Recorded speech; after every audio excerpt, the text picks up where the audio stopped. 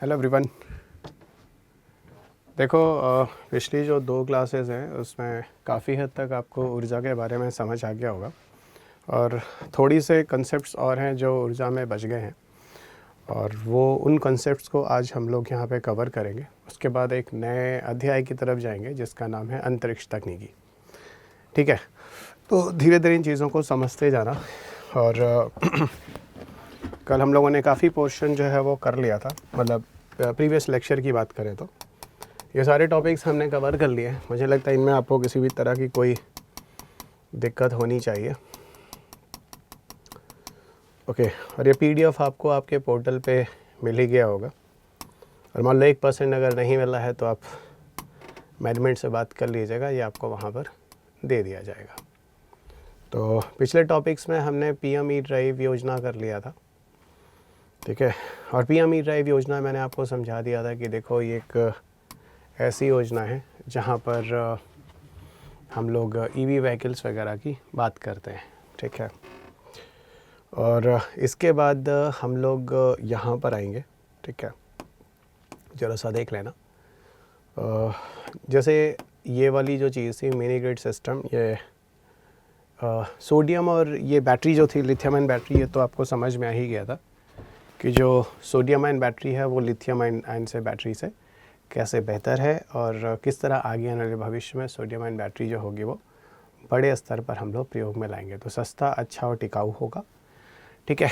ये आगे बढ़ते हैं। अगले कंसेप्ट्स पे आते हैं। Mini solar grid system. देखो, मिनी सोलर ग्रिड सिस्टम क्या होता है, शायद आप समझ रहे होंगे कि जैसे मान लो कि मुझे एक कंपनी खोलनी है, ठीक है। मुझे एक कंपनी खोलनी है और मुझे जो कंपनी खोलनी है वो ऐसी कंपनी खोलनी है कि कुछ नवीकरणीय ऊर्जा से जुड़े हुए, जिसमें मुझे पैसे भी कमाने हैं, ठीक है। तो एक सरकार एक ऑप्शन देती है, ठीक है। और कहीं ना कहीं मैं सरकार की मदद ही कर रहा हूँ। कैसे मदद कर रहा हूँ?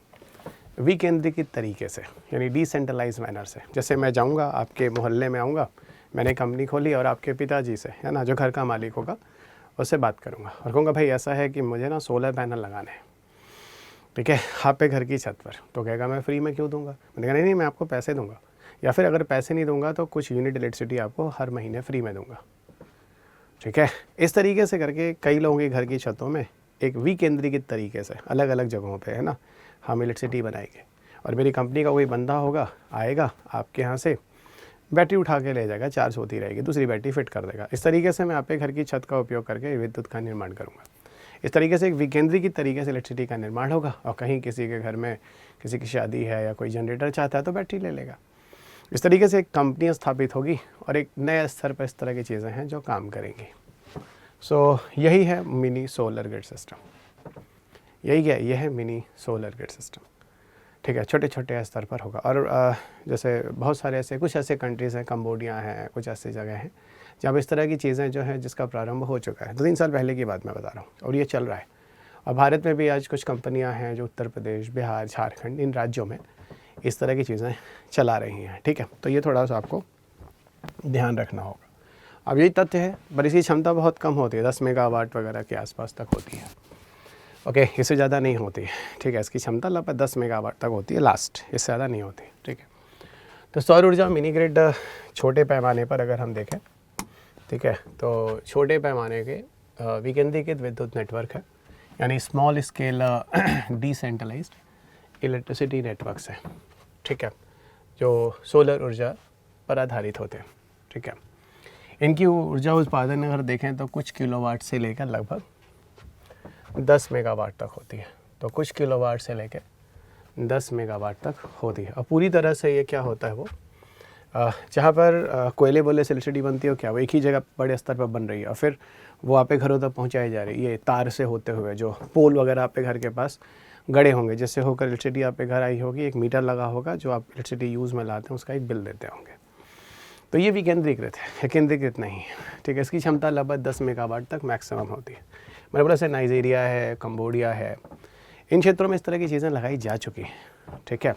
और भारत में भी इसका पहल हुआ है, उत्तर प्रदेश, बिहार, झारखंड, इन राज्यों में इस तरह की चीज़ें लगाई जा रही हैं। तो ये अच्छा है, कहीं ना कहीं सरकार की एक मदद भी हो रही है। सरकार इलेक्ट्रिसिटी आपको देती है, तो एक विकल्प है जो सरकार के लिए मिल रहा है। कंपनी अपना फल फूल रही है, पैसा कमा रही है और साथ साथ सरकार की मदद भी तो हो रही है। तो यही चीज़ें, इनको हम मिनी ग्रिड के नाम से जानते हैं और सौर ऊर्जा से आधारित विद्युत का निर्माण होता है। तो ये चीज़ें ध्यान रखिएगा, आपके परीक्षा के लिए महत्वपूर्ण है। ये पर्यावरण के लिए भी फ़ायदा होगा क्योंकि कोयला जला नहीं रहे हैं और सौर ऊर्जा की मदद से हम इलेक्ट्रिसिटी वगैरह बना रहे हैं। विकेंद्रीकृत ऊर्जा प्रणाली आप समझ ही रहे हैं, ठीक है। विकेंद्रित का मतलब आप एक जगह इलेक्ट्रिसिटी तो बना नहीं रहे, कई जगह अलग अलग जगह बना रहे और उपयोग एक जगह ले जाकर कर रहे हैं, ठीक है। तो विकास की गति को देने वाला एक कारक होगा। इस तरह से अगर बिजली ज़्यादा बनेगी तो किसी भी राष्ट्र में उसके जो औद्योगिक इकाइयाँ हैं वो बिजली से चलती है, विद्युत से चलती है, तो उनका अच्छा खासा उपयोग हो पाएगा, ठीक है। मिनी ग्रिड स्थापित करने की अगर हम चुनौतियों की बात करें तो वित्त पोषण आवश्यकता है, इसके लिए पैसे की आवश्यकता है, ठीक है ना। तो कहीं ना कहीं अपर्याप्त निवेश वगैरह जो मिनी ग्रिड के विस्तार में बाधा आती है। तो जैसे अगर बड़े स्तर पर अगर आप ग्रिड लगाना चाहते हैं तो मिनी ग्रिड आपके लिए अच्छा होगा, छोटे छोटे पैसे लगाकर आप उससे एक आय का साधन उत्पन्न कर सकते हैं, तो ये भी होता है। लेकिन आपको बताऊं, बड़े स्तर पर आप लगाना चाहते हैं तो महंगा है, तो ये आप उसको निगेटिव भी कह सकते हैं थोड़ा बहुत। ऊर्जा पूर्वाग्रह, एनर्जी बायस, राष्ट्रीय और अंतर्राष्ट्रीय स्तर पर मिनी ग्रिड की तुलना में बड़े पैमाने पर सौर परियोजनाओं को प्राथमिकता दी जाती है जो विकेंद्रीकृत ऊर्जा समाधानों में बाधा डालती है, ठीक है। मतलब ये कुछ निगेटिव्स हैं जो आपको मिनी ग्रिड के दिए गए। बाकी इसके पहले का जो तथ्य मैं आपको पढ़ा रहा था पीछे की स्लाइड में, मैं आपको इसका पॉजिटिव वाला पॉइंट कह रहा था, ठीक है। अगला आते हैं पीएम ई ड्राइव योजना के बारे में। देखो पीएम ई ड्राइव योजना क्या है। पीएम ई ड्राइव योजना के बारे में बात करें तो ये एक ऐसी योजना है जहाँ पर आपको ईवी जो गाड़ियाँ होती हैं ना, जो ईवी गाड़ियाँ होती हैं, इन ईवी गाड़ियों को बढ़ावा दिया जा रहा है, इन ईवी गाड़ियों को बढ़ावा दिया जा रहा है। तो जो ईवी गाड़ियाँ, इनको बढ़ावा क्यों दिया जा रहा है, एक विकल्प के रूप में, ठीक है। और इसके लिए सरकार कुछ योजनाएं लाई है, इनको पीएम ई ड्राइव के नाम से जानते हैं। इसके पहले वाला जो प्रोजेक्ट था उसका नाम था फेम, इसके पहली वाली जो स्कीम थी उसका नाम था फेम स्कीम, फेम परियोजना, और वो ख़त्म हो गया, ठीक है, वो ख़त्म हो गया। ये योजना 2 चरणों में चली थी, फेम 1 और फिर बाद में फेम 2 आया था। फेम 1 जो था वो 2015 के आसपास आता है, ठीक है, और फेम 2 है वो 2019 के आसपास आता है और 2024 में जाके वो ख़त्म कर दिया जाता है। सो जब 2024 में ख़त्म होता है तो कुछ समय के लिए 4-6 महीने के लिए एक छोटी सी परियोजना और चलाई गई थी, लेकिन वो इतना महत्वपूर्ण नहीं रहा। और वही फेम 2 स्कीम जो 2019 से लेकर 2024 तक काम किया, जिसके लिए सरकार ने पैसे दिए, उसी का एक सक्सेसर है, उसकी एक नई योजना है जो पीएम ई ड्राइव योजना के नाम से जानी जाती है, जिसे हम पीएम ई ड्राइव योजना के नाम से जानते हैं। 2 वर्षों के लिए योजना चलाई गई है, 2026 में मार्च में कहा गया इसको बंद कर देंगे। देखते हैं भी कुछ ऐसा न्यूज़ आया नहीं आगे ये, और इसमें क्या नया करने वाले हैं। इसके अंतर्गत सरकार क्या करेगी, पैसे दे रही है अच्छा खासा, और जो ईवी गाड़ियां हैं उनको एक तरह से सब्सिडी वगैरह मिलेगी, है ना, सब्सिडी मिलेगी। इसमें वाउचर देगी, जैसे नहीं वाउचर आपको मिलता है 500 रुपये का, तो जाइए कपड़ा खरीदिए 500 रुपये की छूट मिल जाएगी, तो ये वाउचर दी जाएगी जिसके माध्यम से आपको अगर ईवी गाड़ियाँ खरीदनी है तो आपको वाउचर का लेके आप छूट ले सकते हैं। तो सरकार कहीं ना कहीं आपको प्रेरित ही कर रही है, इस तरह की चीज़ों को बढ़ावा ही दे रही है, तो अच्छी बात है। अगर ईवी व्हीकल्स आएंगी तो कहीं ना कहीं आप देखो तो पेट्रोल डीजल को हम कम जलाएंगे, तो अच्छी बात है ना, ठीक है। तो वही कारण है पीएम ई ड्राइव योजना। क्या है ये स्कीम, उस पर बात करते हैं।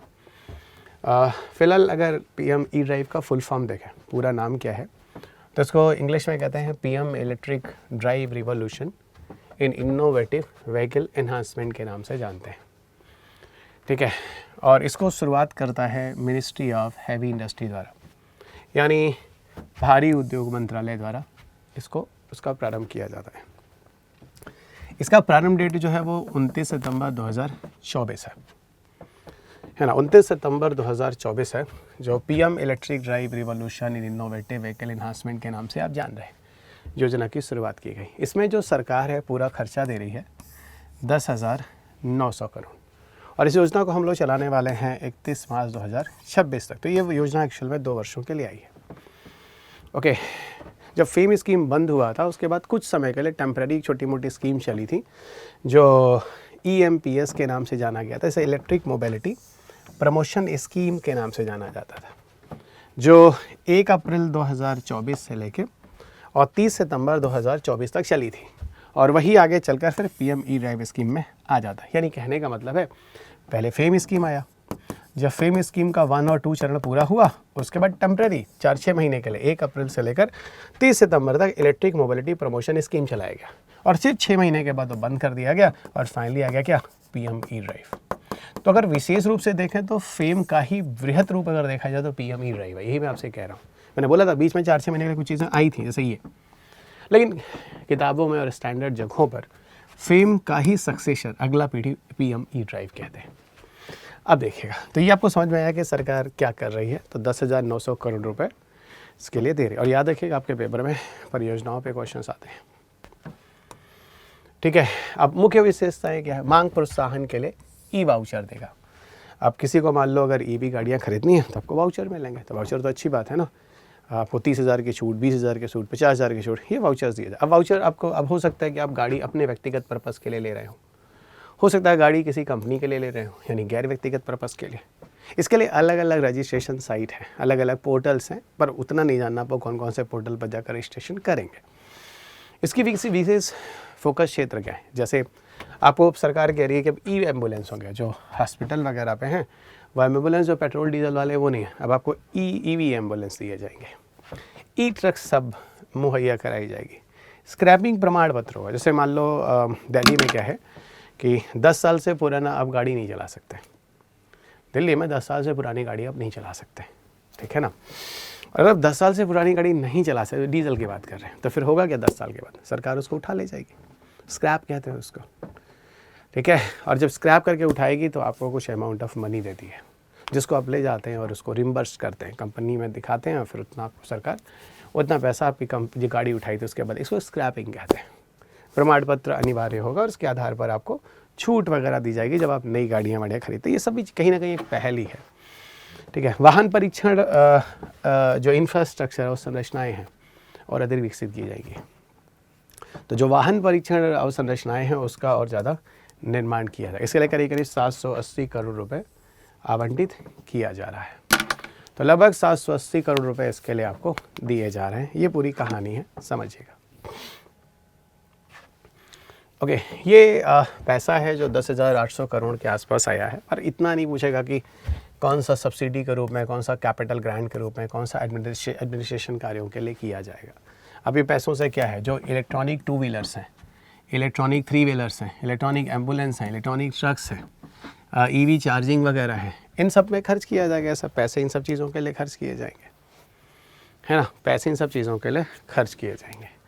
और वैसे एक डेटा मैंने दिया, जैसे 1 अप्रैल से लेकर 30 नवंबर 2023 तक 10,39,408 गाड़ियाँ बिकी थी ईवी की। और वहीं अगर आप 1 अप्रैल से 30 नवंबर 2024 तक देखोगे 13 लाख गाड़ियाँ लगभग बिकी थी। और यहाँ पे कह सकते हैं कि लगभग 25% ईवी गाड़ियों की वृद्धि हुई है 1 साल के अंतराल में। ये सिर्फ आपको समझाने के लिए मैंने एक डेटा लिख दिया कि हाँ ठीक है कि समय के साथ साथ जो है वो ईवी गाड़ियों में लोगों को इंटरेस्ट ज़्यादा आ रहा है, ठीक है। और अच्छी चीज़ है, ये समय की मांग भी है। अब ईवी टारगेट्स वगैरह मैंने बताया कि कितने ई बस लगाए जाएंगे, कितने इलेक्ट्रॉनिक 3 व्हीलर्स होंगे, कितने इलेक्ट्रॉनिक रिक्शाज, ई कार्ट्स होंगे, कितने इलेक्ट्रॉनिक, फिर फिलहाल ये नंबर पे आपको नहीं जाना है। कभी नहीं पूछेगा कितनी संख्या होगी, कितनी संख्या होगी, ठीक है। ऐसे क्वेश्चन यूपीएससी में नहीं पूछे जाते, लेकिन हाँ ये सारी चीज़ें इस स्कीम्स के अंदर कवर होंगी, ठीक है।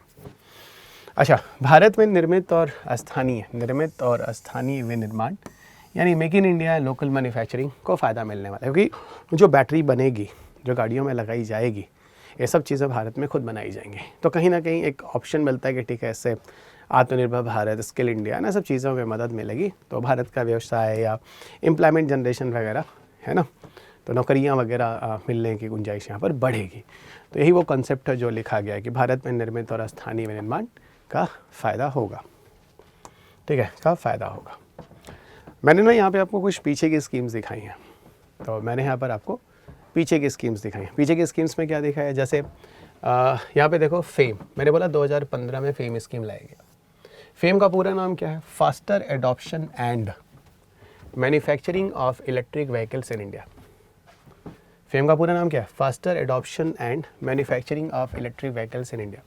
इस योजना की शुरुआत की गई और इसके योजना के मेन उद्देश्य जो है कि जो हम पारंपरिक वाहनों पर निर्भरता कम करें, यानी जो पेट्रोल और डीजल से चलते हैं, और साथ साथ प्रदूषण और ईंधन की खपत को भी कम करें। क्योंकि मैंने भी आपको बोला था ईवी गाड़ी आएंगी तो इस तरह की समस्या दूर होगी। फेम स्कीम को ही अब आगे चलकर पीएम ई ड्राइव योजना से प्रतिस्थापित कर दिया गया है, ये भी आप समझ सकते हैं। ठीक है, अब है क्या है इसके अंदर, उद्देश्य क्या है? इलेक्ट्रिक और हाइब्रिड वाहनों को बढ़ावा देना था। किसमें? फेम स्कीम की बात हो रही है। ठीक है, जिसके पहले आया था। ठीक है, इसमें चार्जिंग बुनियादी ढांचा स्थापित करना था, प्रदूषण कम करना था, ये सारी चीज़ें थी। साथ ही यह किस प्रकार से काम करता था? इलेक्ट्रॉनिक वाहनों की खरीद के लिए प्रोत्साहन प्रदान करता है और जो चार्जिंग बुनियादी ढांचा है वो स्थापित करेगा। पहला चरण मैंने आपको बोला 2015 में शुरू किया गया, दूसरा चरण जो है 2019 में शुरू किया गया और दूसरा चरण जो है वो लास्ट 2024 तक चला है, जो मैंने आपको समझा दिया है। इसके अंतर्गत एक और है, लगभग 11,500 करोड़ रुपए सरकार ने आवंटित किया है फेम 2 के अंतर्गत।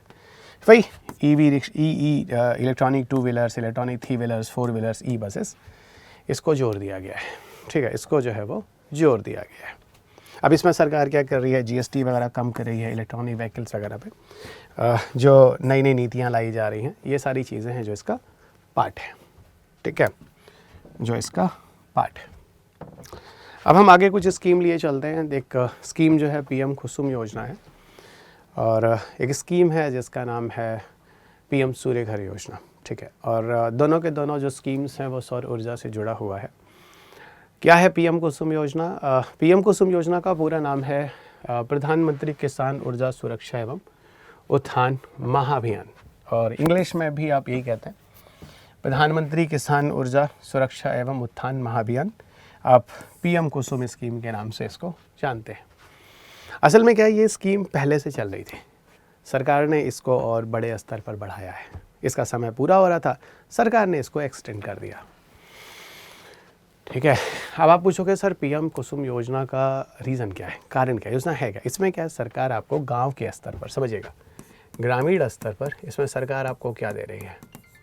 ग्रामीण स्तर पर सरकार आपका सोलर वाटर पंप लगा रही है, सोलर वाटर पंप लगा रही है। ग्रामीण स्तर पर सरकार सोलर वाटर पंप लगा रही है। ठीक है, तो ग्रामीण स्तर पर इसमें क्या हो रहा है, सोलर वाटर पंप लगाए जाएंगे। तो अब सोलर वाटर पंप लगाए जाएंगे तो अब ये है कि सरकार पर निर्भरता नहीं रहेगी। सरकार पर निर्भरता क्यों रहेगी? देखो, सरकार जिम्मेदार होती है इलेक्ट्रिसिटी देने के लिए।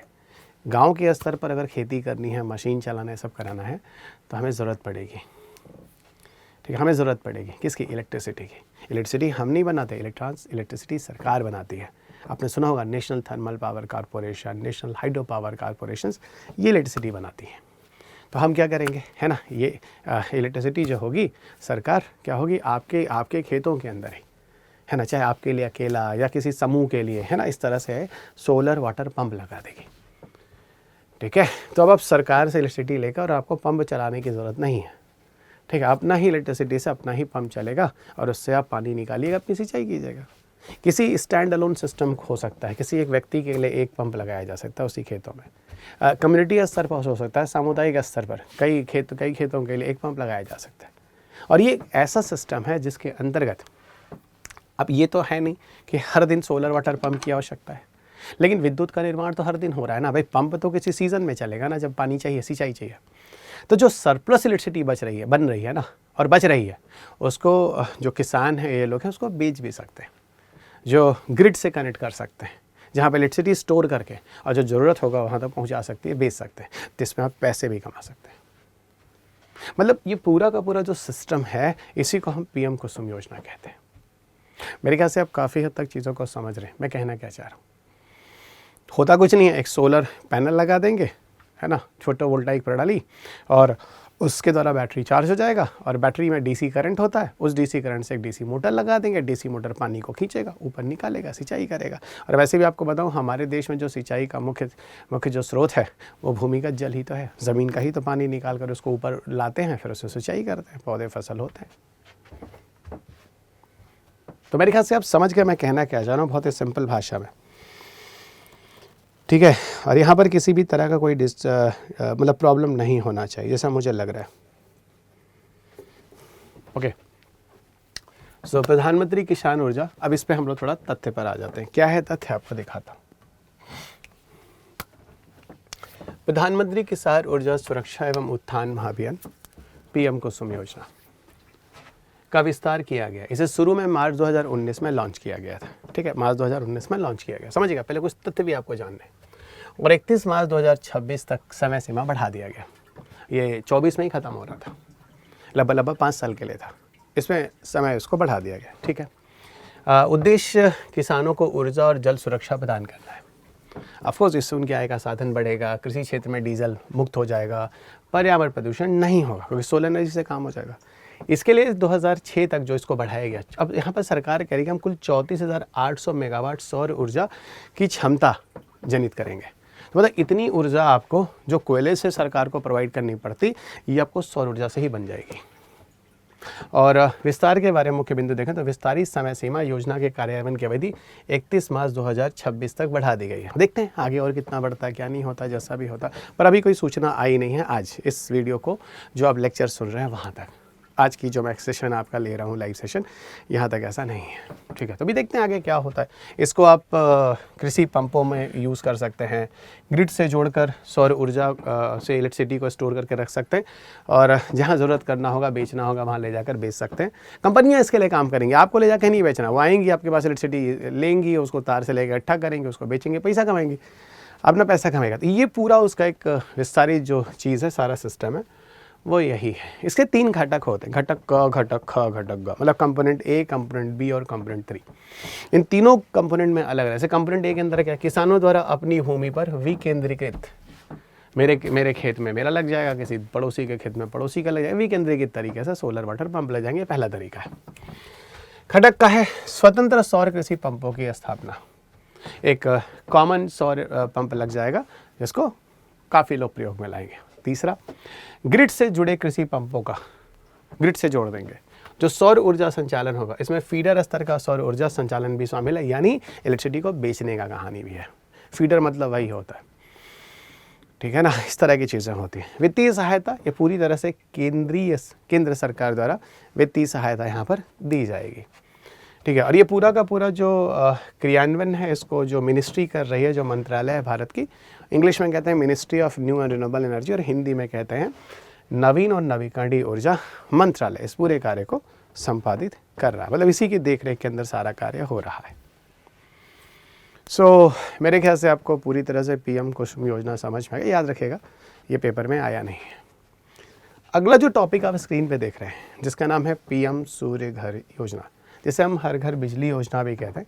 इसे सूर्योदय योजना भी लिखा गया, पहले इसे हम सूर्योदय योजना ही कहते थे।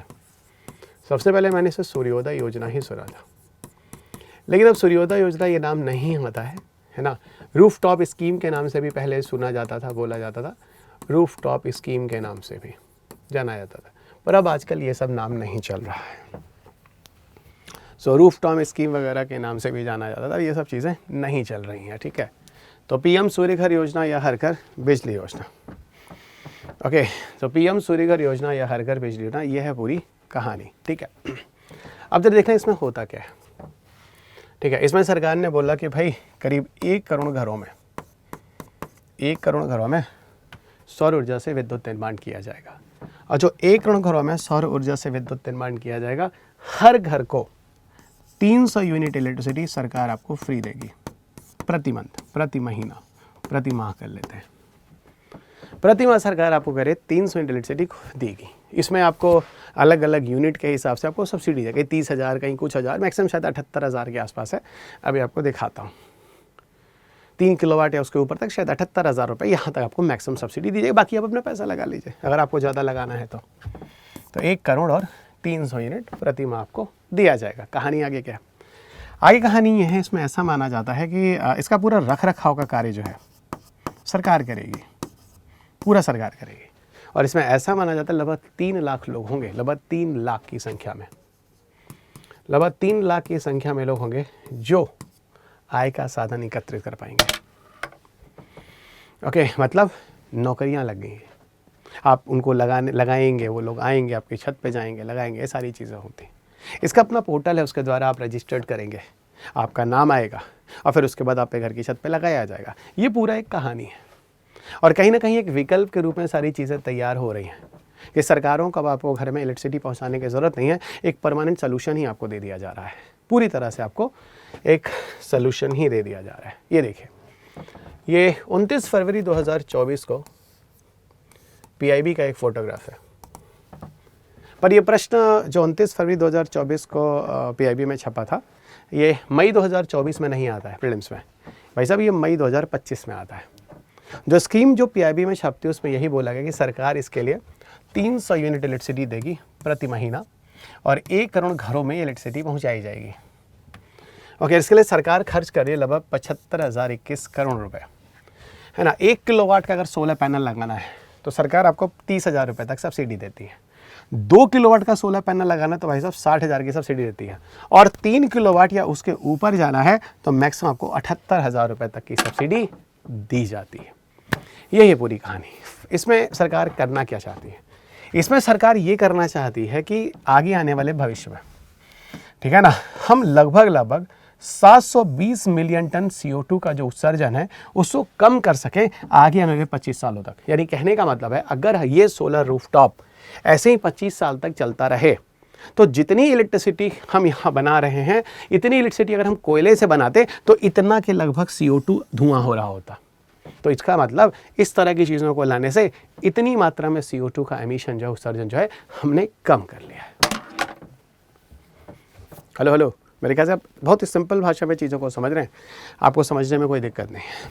तो यही है पूरा का पूरा मुफ्त बिजली हर घर योजना जो आपके घरों में जाएगा। तो 3 लाख लोगों तक बोला गया जॉब, लेकिन जब फरवरी में छपा था तो उनमें बोला था कि इसमें लगभग 17 लाख सीधा जॉब है ना जनरेट हो सकता है। मतलब पूरा सिस्टम में, ठीक है, 3 लाख तो हो ही रहा है, लेकिन पूरे सिस्टम में लगभग 17 लाख तक इनमें जॉब मिलने की संभावना है।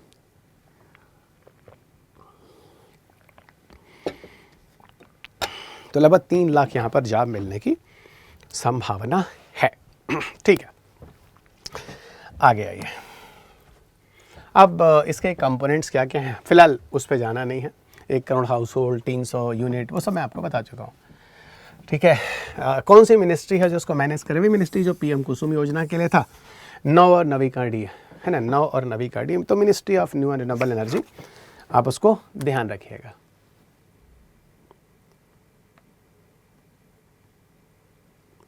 ठीक है, तो नव और नवीकरणीय मंत्रालय इसके लिए कार्य करेगा। ठीक है, इससे सौर ऊर्जा से, PM सूर्य घर योजना से क्या क्या फ़ायदे हो सकते हैं? तो क्या क्या फ़ायदे हो सकते हैं? एक तो बिजली बिल में कमी आएगी, दीर्घकालिक निवेश होगा, है ना, रोजगार के अवसर मिलेंगे, पर्यावरणीय लाभ होगा और ऊर्जा स्वतंत्रता भी है।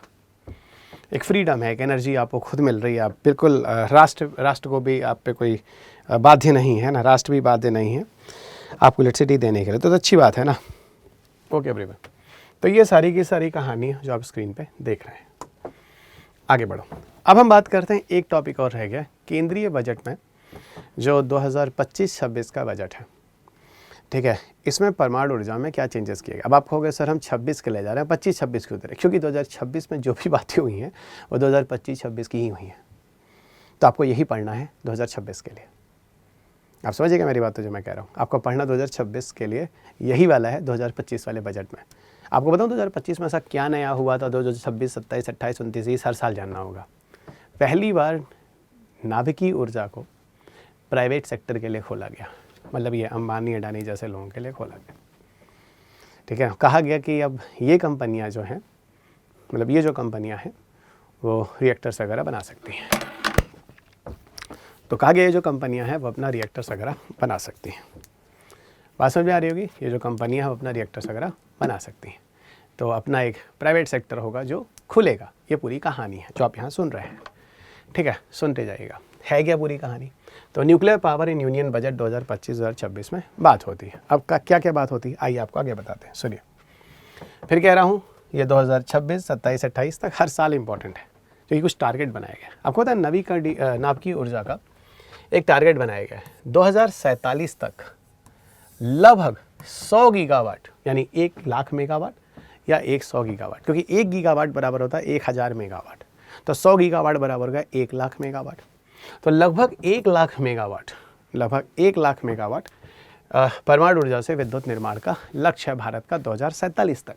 और 2047 मतलब आप समझ रहे हैं जो विकसित भारत की बात हो रही है। ठीक है, इस लक्ष्य के लिए कोशिश है कि स्वदेशी परमाणु प्रौद्योगिकी सार्वजनिक निजी सहयोग पर, मतलब पब्लिक सेक्टर वगैरह भी के साथ प्राइवेट सेक्टर भी आएंगे, ठीक है। रणनीतिक नीतिगत हस्तक्षेप और अवसंरचना निवेश किए जा रहे हैं। तो ये आपको एक कॉन्सेप्ट समझ में आएगा एक्चुअल में ये है क्या, जो प्राइवेट सेक्टर भी यहाँ आएगा, ठीक है। इस पहल का उद्देश्य घरेलू परमाणु क्षमता को बढ़ाना है और निजी क्षेत्र की भागीदारी को बढ़ावा देना है, ठीक है। निजी क्षेत्र की भागीदारी मतलब प्राइवेट सेक्टर को भी यहाँ लाना है। वही बात जो मैं कह रहा भाई, प्राइवेट सेक्टर भी अब आप लोग इंडिया में न्यूक्लियर एनर्जी से विद्युत निर्माण का कार्य कर सकते हैं। मैंने आपको बोला था कि नाभिकीय ऊर्जा का 2 काम हो सकता है। इसका निर्माणकारी उपयोग हो सकता है, भाई विद्युत बना लो। विध्वंसकारी हो सकता है, एटम बम बना लो। समझिएगा, विध्वंसकारी हो सकता है, एटम बम बना लो। ये 2 चीज़ें हैं, ठीक है। आगे बढ़िएगा। ठीक है, शुभारंभ का। अच्छा, इसमें नई चीज़ क्या लाई गई? इसमें नई चीज़ ये लाई गई, स्मॉल मॉड्यूलर रिएक्टर के बारे में बात हुई है, या इसी को आप भारत मॉड्यूलर रिएक्टर भी कहते हैं। लघु मॉड्यूलर रिएक्टर या भारत मॉड्यूलर रिएक्टर। तो एक नए रिएक्टर हैं जो लगाए जाएंगे, एक नए रिएक्टर है जो लगाए जाएंगे। इसके लिए 20,000 करोड़ रुपए आवंटित किया गया है और ये बोला गया है कि आने वाले 2033 तक कम से कम 5 एटलीस्ट स्वदेशी रूप से डिज़ाइन भारत मॉड्यूलर रिएक्टर लगाए जाएंगे, ठीक है। अच्छा, विकसित भारत के लिए परमाणु ऊर्जा मिशन आपको पता है, जो हमने 1 लाख मेगावाट या 100 गीगावाट का जो लक्ष्य रखा है वो हम पूरा कर पाएंगे, ठीक है, वो हम पूरा कर पाएंगे। अच्छा, 30 जनवरी 2025 तक, ठीक है, भारत ने लगभग, अगर मैं बता दूं, लगभग भारत 8500 मेगावाट, ऐसे याद रखना मेगावाट, आप आज के संदर्भ में बात की 2026 में लगभग 8500 मेगावाट के आसपास, है ना, पावर जनरेशन भारत में नाभिकीय ऊर्जा से हो रहा है, ठीक है। करना क्या है इस निजी क्षेत्र के साथ जो हम बांट रहे हैं, इसमें सबसे बड़ी बात यही है कि लघु रिएक्टरों की स्थापना करेंगे, स्मॉल रिएक्टर लगाएंगे। पता है स्मॉल रिएक्टर क्या होते हैं? छोटे स्तर पर पोर्टेबल होते हैं, इन्हें एक स्थान से दूसरे स्थान तक आसानी से ले भी जा सकते हैं। देखिए, जो हमारे देश में नाभिकीय रिएक्टर हैं, परमाणु भट्टियाँ हैं, जहाँ पर यूरेनियम आदि से बिजली बनाई जा रही है। आपने सुना होगा कैगा कर्नाटका, रावत भाटा राजस्थान, ठीक है, कुडनकुलम तमिलनाडु, कलपक्कम तमिलनाडु, नरोडा उत्तर प्रदेश। आप समझ रहे हैं क्या क्या बोल रहा हूँ? ये सारी वो जगह हैं जहाँ नाभिकीय ऊर्जा से विद्युत बनाया जा रहा है, पर ये बहुत बड़े बड़े होते हैं, इनको बनाने में काफ़ी समय लगता है ना, इनमें सुरक्षा वगैरह भी काफ़ी रखनी पड़ती है। इन्हें जहाँ बनाए हैं वो इनमें कम से कम 1000 मेगावाट तो बहुत कॉमन है। इतनी तो मिनिमम इलेक्ट्रिसिटी यहाँ पे होती है, मतलब 1 गीगावाट तो मिनिमम होती है। जो हम रिएक्टर्स की बात करें, कैगा की, रावत भाटा की, इन सब जगहों पर जो नाभिकीय ऊर्जा से विद्युत बनाई जा रही है, ये नाभिकीय ऊर्जा का उपयोग है, मिसयूज नहीं है। इन नाभिकीय ऊर्जा को हम इलेक्ट्रिसिटी बनाने के लिए आ रहे हैं, तो उपयोग हो गया ना। एटम बम बनाओगे तब तो वो दुरुपयोग होगा। तो वही कह रहे हैं, उतने बड़े स्तर का जो हम बना रहे हैं भाई साहब, वो टाइम लेता है, महंगा है, समय लेता है, इसलिए बहुत जल्दी नहीं बना पा रहे हैं। तो अगर हम छोटे छोटे स्तर का भारत मॉड्यूलर रिएक्टर अगर बनाने लगे, जो बात हुई है, तो और ये देखो 2030 तक कह रहे हैं, करीब 31 तक है ना, 30 से 32 तक 4-5 रिएक्टर बना देंगे।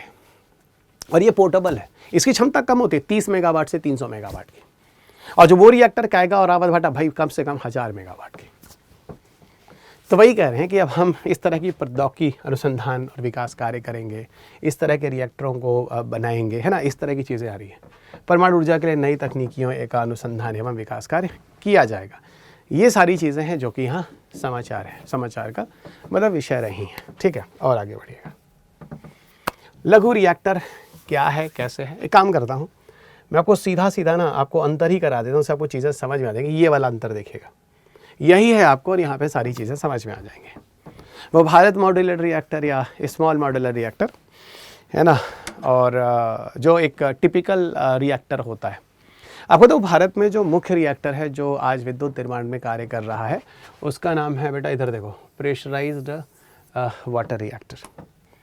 जो भारत में आज जो मेन रिएक्टर है जिसकी वजह से विद्युत निर्माण हो रहा है, वो है प्रेशराइज्ड वाटर रिएक्टर। अब ध्यान दो, जब आपने प्रथम चरण मुझसे पढ़ा था पिछली क्लास में, जब मैंने आपसे प्रथम चरण के बारे में बात किया था नाभिकीय ऊर्जा के, तो मैंने कहा था नाभिकीय ऊर्जा के प्रथम चरण में जो रिएक्टर है उसका नाम है PHWR। अपने नोट्स को देखना, प्रेशराइज्ड हैवी वाटर रिएक्टर, ये वही तो है प्रेशराइज्ड हैवी वाटर रिएक्टर। और प्रेशराइज्ड हैवी वाटर रिएक्टर जो होता है, दावित भारी जल रिएक्टर्स, इसकी क्षमता होती है 1 गीगावाट, या आप कह सकते हैं 1000 मेगावाट। ये एक एवरेज क्षमता है ये, लेकिन वहीं जब आप भारत मॉडल रिएक्टर कहेंगे तो 300 मेगावाट इसका मैक्सिमम है। कितनी क्षमता होती है? 30 मेगावाट से लेकर 300 मेगावाट ही बस। और इसकी क्षमता कहाँ तक जाती है? लगभग 1000 मेगावाट तक। ये जो होते हैं वो बड़े प्लांट होते हैं, ये जो होते हैं वो छोटे प्लांट होते हैं, कॉम्पैक्ट होते हैं, और इनको ना कहीं उठा के आप ले भी जा सकते हैं। ये फैक्ट्री में बनते हैं, ये फैक्ट्री वैक्ट्री नहीं है, ये अपनी साइट पर बनते हैं। कैगा कर्नाटका उसी जगह पे बनेंगे, नरोरा वहीं पर है, उन लोग कहीं पोर्टेबल डबल भी नहीं है। इसके लिए सरकार लाइसेंस 5 साल के आसपास देती है, उससे ज़्यादा ही देती है। यहाँ पे बहुत बड़ा होता है, 10 साल के लिए देती है। नीचे कास्ट वास्ट नहीं जानना, कास्ट नहीं, ऑफकोर्स गाइस आप खुद समझ सकते हैं, ये बड़ा है कास्ट ज़्यादा होगा, छोटा है कास्ट कम होगा। लेकिन अब आप पूछोगे सर इसका फ़ायदा क्या है? देखो इसका फ़ायदा ये है कि हम जैसे जनरेटर बनते हैं ना कंपनियों में, अब मान लो कहीं स्टील बन रहा है, बहुत ज़्यादा पावर चाहिए, ठीक है ना, तो इस तरह की चीज़ें कंपनियां होंगी जो बनाएंगी। और जहीं स्टील वाली कंपनी को चाहिए पावर, तो सरकार से क्यों खरीदेगी वो इलेक्ट्रिसिटी? वो जाएगी इसको लगवा लेगी अपनी कंपनी, ठीक है, अपनी जगह पे, और उसका पैसा दे देगी। और इसके लिए कंपनियां होंगी जो उनके लिए लगाएंगी, बदले में वो पैसे कमाएंगी, और साथ में आपको बिजली मिल जाएगी, आप अपना इंडस्ट्री चलाएंगे। ये पूरी कहानी है, ठीक है, ये पूरी कहानी है जो आप अच्छी तरह से समझ रहे होंगे मैं कहना क्या चाह रहा हूँ, ठीक है।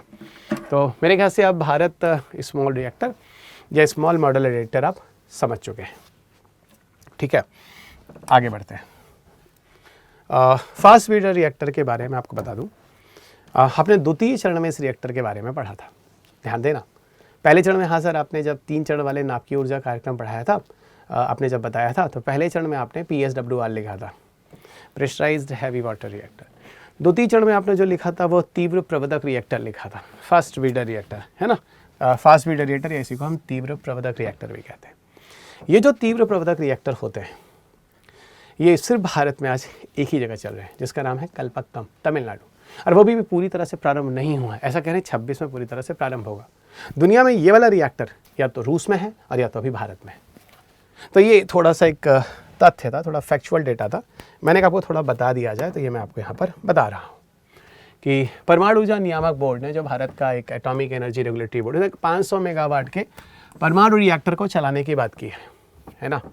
और एक prototype fast breeder reactor, prototype मतलब आप इसको एक्सपेरिमेंटल कहिएगा, थोड़ा प्रयोग करने के हिसाब से इसको लगाया जा रहा है।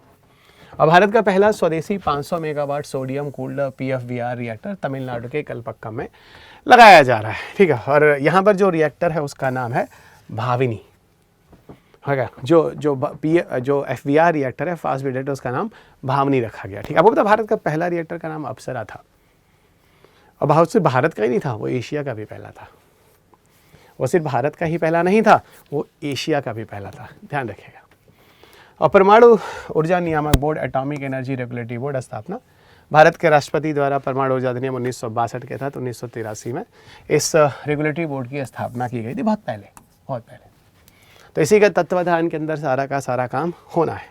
और एक बात आपको और बता दूँ, जो नाभिकीय ऊर्जा होते हैं, परमाणु ऊर्जा होती है, यूरेनियम, थोरियम, प्लूटोनियम से इलेक्ट्रिसिटी बनाते हैं, इसको ना हम स्वच्छ ऊर्जा भी कहते हैं। इनसे किसी भी तरह का CO2 गैस नहीं निकलता है, इनसे किसी भी तरह का SO2 गैस नहीं निकलता है, इनसे किसी भी तरह का नाइट्रोजन ऑक्साइड गैस नहीं निकलता जो पर्यावरण में प्रदूषण करता हो। तो सर ये तो बड़ी अच्छी बात है, वही बात तो मैं भी कह रहा हूँ, ये पर्यावरण में किसी तरह का ऐसा कोई प्रदूषण नहीं करते, ये चीज़ ध्यान रखिएगा। तो इस हिसाब से तो ये बेहतर हो गए ना, इस हिसाब से ये बेहतर हो गए, ठीक है। आगे बढ़िएगा। ठीक है, इस रिएक्टर के अंदर हम लोग यूरेनियम प्लूटोनियम मिश्रित ईंधन का उपयोग करते हैं, ठीक है, इसके अंदर चलेगा। और भारत रूस के बाद दूसरा राष्ट्र हो जाएगा, ठीक है। परमाणु ऊर्जा शिखर सम्मेलन, न्यूक्लियर एनर्जी समिट, क्या है भाई न्यूक्लियर एनर्जी शिखर सम्मेलन? देखो ऐसा है, ये विश्व में पहली बार हुआ है,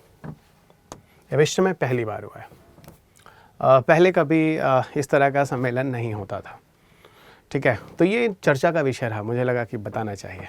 और पहला सम्मेलन जो दुनिया में होता है वो 21 मार्च को होता है 2024 को ब्रुसेल्स में आयोजित किया था। और ये से प्रथम विश्व का पहला परमाणु ऊर्जा शिखर सम्मेलन के थे।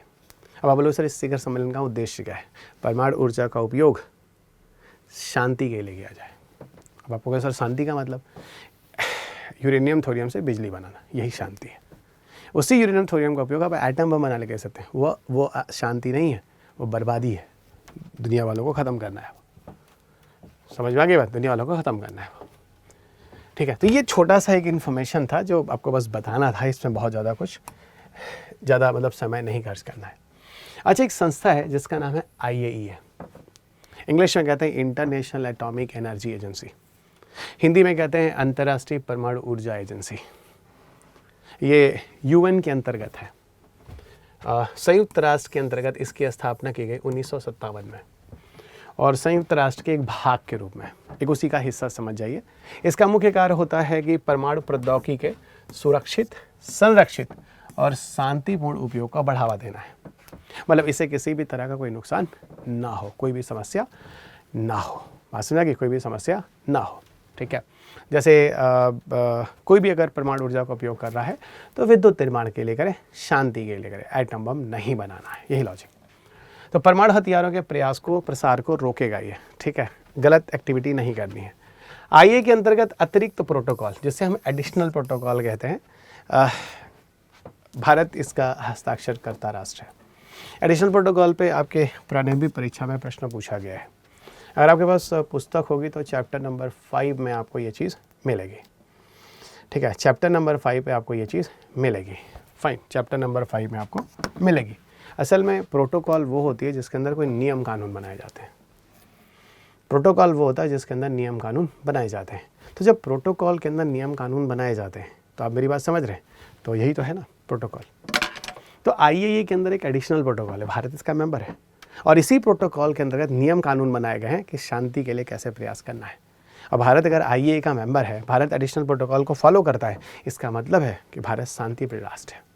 भारत अगर यूरेनियम, थोरियम, प्लूटोनियम जैसे अगर ईंधनों का उपयोग कर रहा है, अगर करेगा तो इलेक्ट्रिसिटी बनाने के लिए करेगा, एटम बम के लिए। और आपको पता होना चाहिए, भारत का जो लास्ट पिछला परमाणु परीक्षण हुआ है पोखरण में, जिसमें भारत ने एटम बम बनाया था, at the time of Atal Bihari Vajpayee ji 1998 में, 1998 में। उसके बाद से करीब 25 साल के ऊपर गुजर चुके हैं। आप देखिए ना, तो 26 का आप एग्जाम देने जा रहे हैं। हेलो, सुन रहे हो ना तुम लोग जो मैं बोल रहा हूँ? तो ये क्या है, पूरी तरह सुरक्षित है। भारत ने इसके अभी तक 1998 के बाद से एक भी परीक्षण नहीं किया। इसका मतलब कि भारत जो है वो क्या है, वो एक तरह का शांति प्रिय राष्ट्र है। इसका मतलब है कि भारत एक प्रकार का शांति प्रिय राष्ट्र है। अगर शांति प्रिय राष्ट्र नहीं होता तो इतना लंबा वेट नहीं करता। ओके, चलेगा।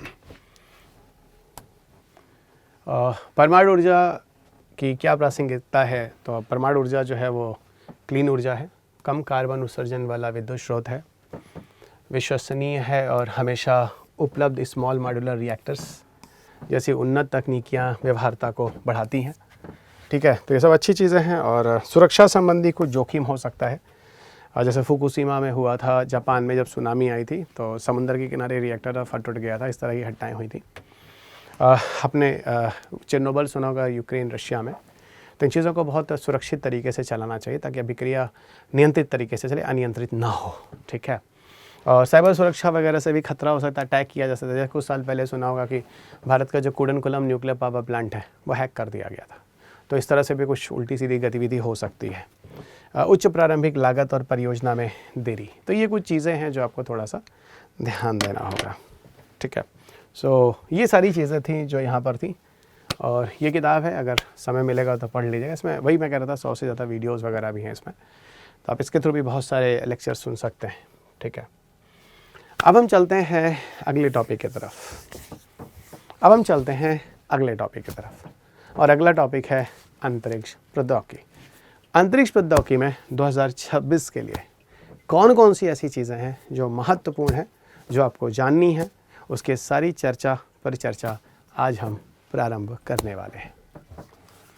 ठीक है, आज हम इसके बारे में सारी चीज़ें यहाँ पर डिस्कस करने वाले हैं।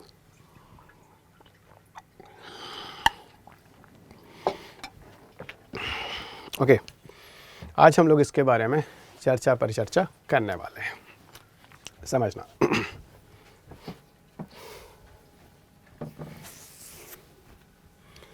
ठीक है, और अंतरिक्ष प्रौद्योगिकी में जाने के लिए सबसे पहले आपको एक आउटलाइन दे देता हूँ जो बहुत ज़रूरी है। ठीक है, सुनना। अंतरिक्ष प्रौद्योगिकी में पहले एक आउटलाइन देख लेना। जैसे ऊर्जा का आपने पूरा एक आउटलाइन देख लिया था, तो आपको बढ़िया से ऊर्जा समझ में आ गया है, वैसे ही बढ़िया से आपका अंतरिक्ष भी समझ में आना चाहिए। अंतरिक्ष प्रौद्योगिकी, प्रौद्योगिकी यानी हम स्पेस टेक्नोलॉजी की बात कर रहे हैं। सो अंतरिक्ष प्रौद्योगिकी यानी हम ठीक है स्पेस टेक्नोलॉजी की बात कर रहे हैं। देखो अंतरिक्ष हम कैसे हैं, अंतरिक्ष यानी स्पेस टेक्नोलॉजी। तो पहले बात होती है अंतरिक्ष हम कैसे कहते हैं।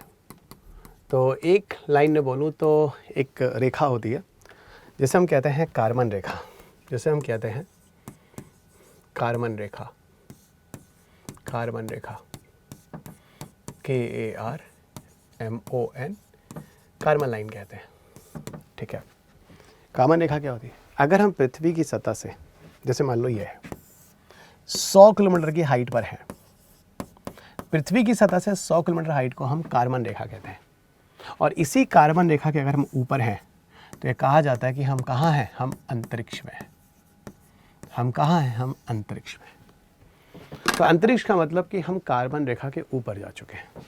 तो इसका मतलब सर हम जिस तकनीकी की बात कर रहे हैं यहाँ पर सारी बातें जो होनी हैं वो 100 किलोमीटर के ऊपर की हो रही हैं। एग्जैक्टली पहले कंसेप्ट समझिएगा, ठीक है, फट से इंटर मत मार देगा, ठीक है, पहले कंसेप्ट समझिएगा। थोड़ा आलंड पहले आपको पूरा कंसेप्ट समझा देता हूँ फिर आपको धीरे धीरे लेकर आता हूँ क्या चीज़ें चल रही हैं, क्या है, पूरा एक आउटलाइन पहले देख लो।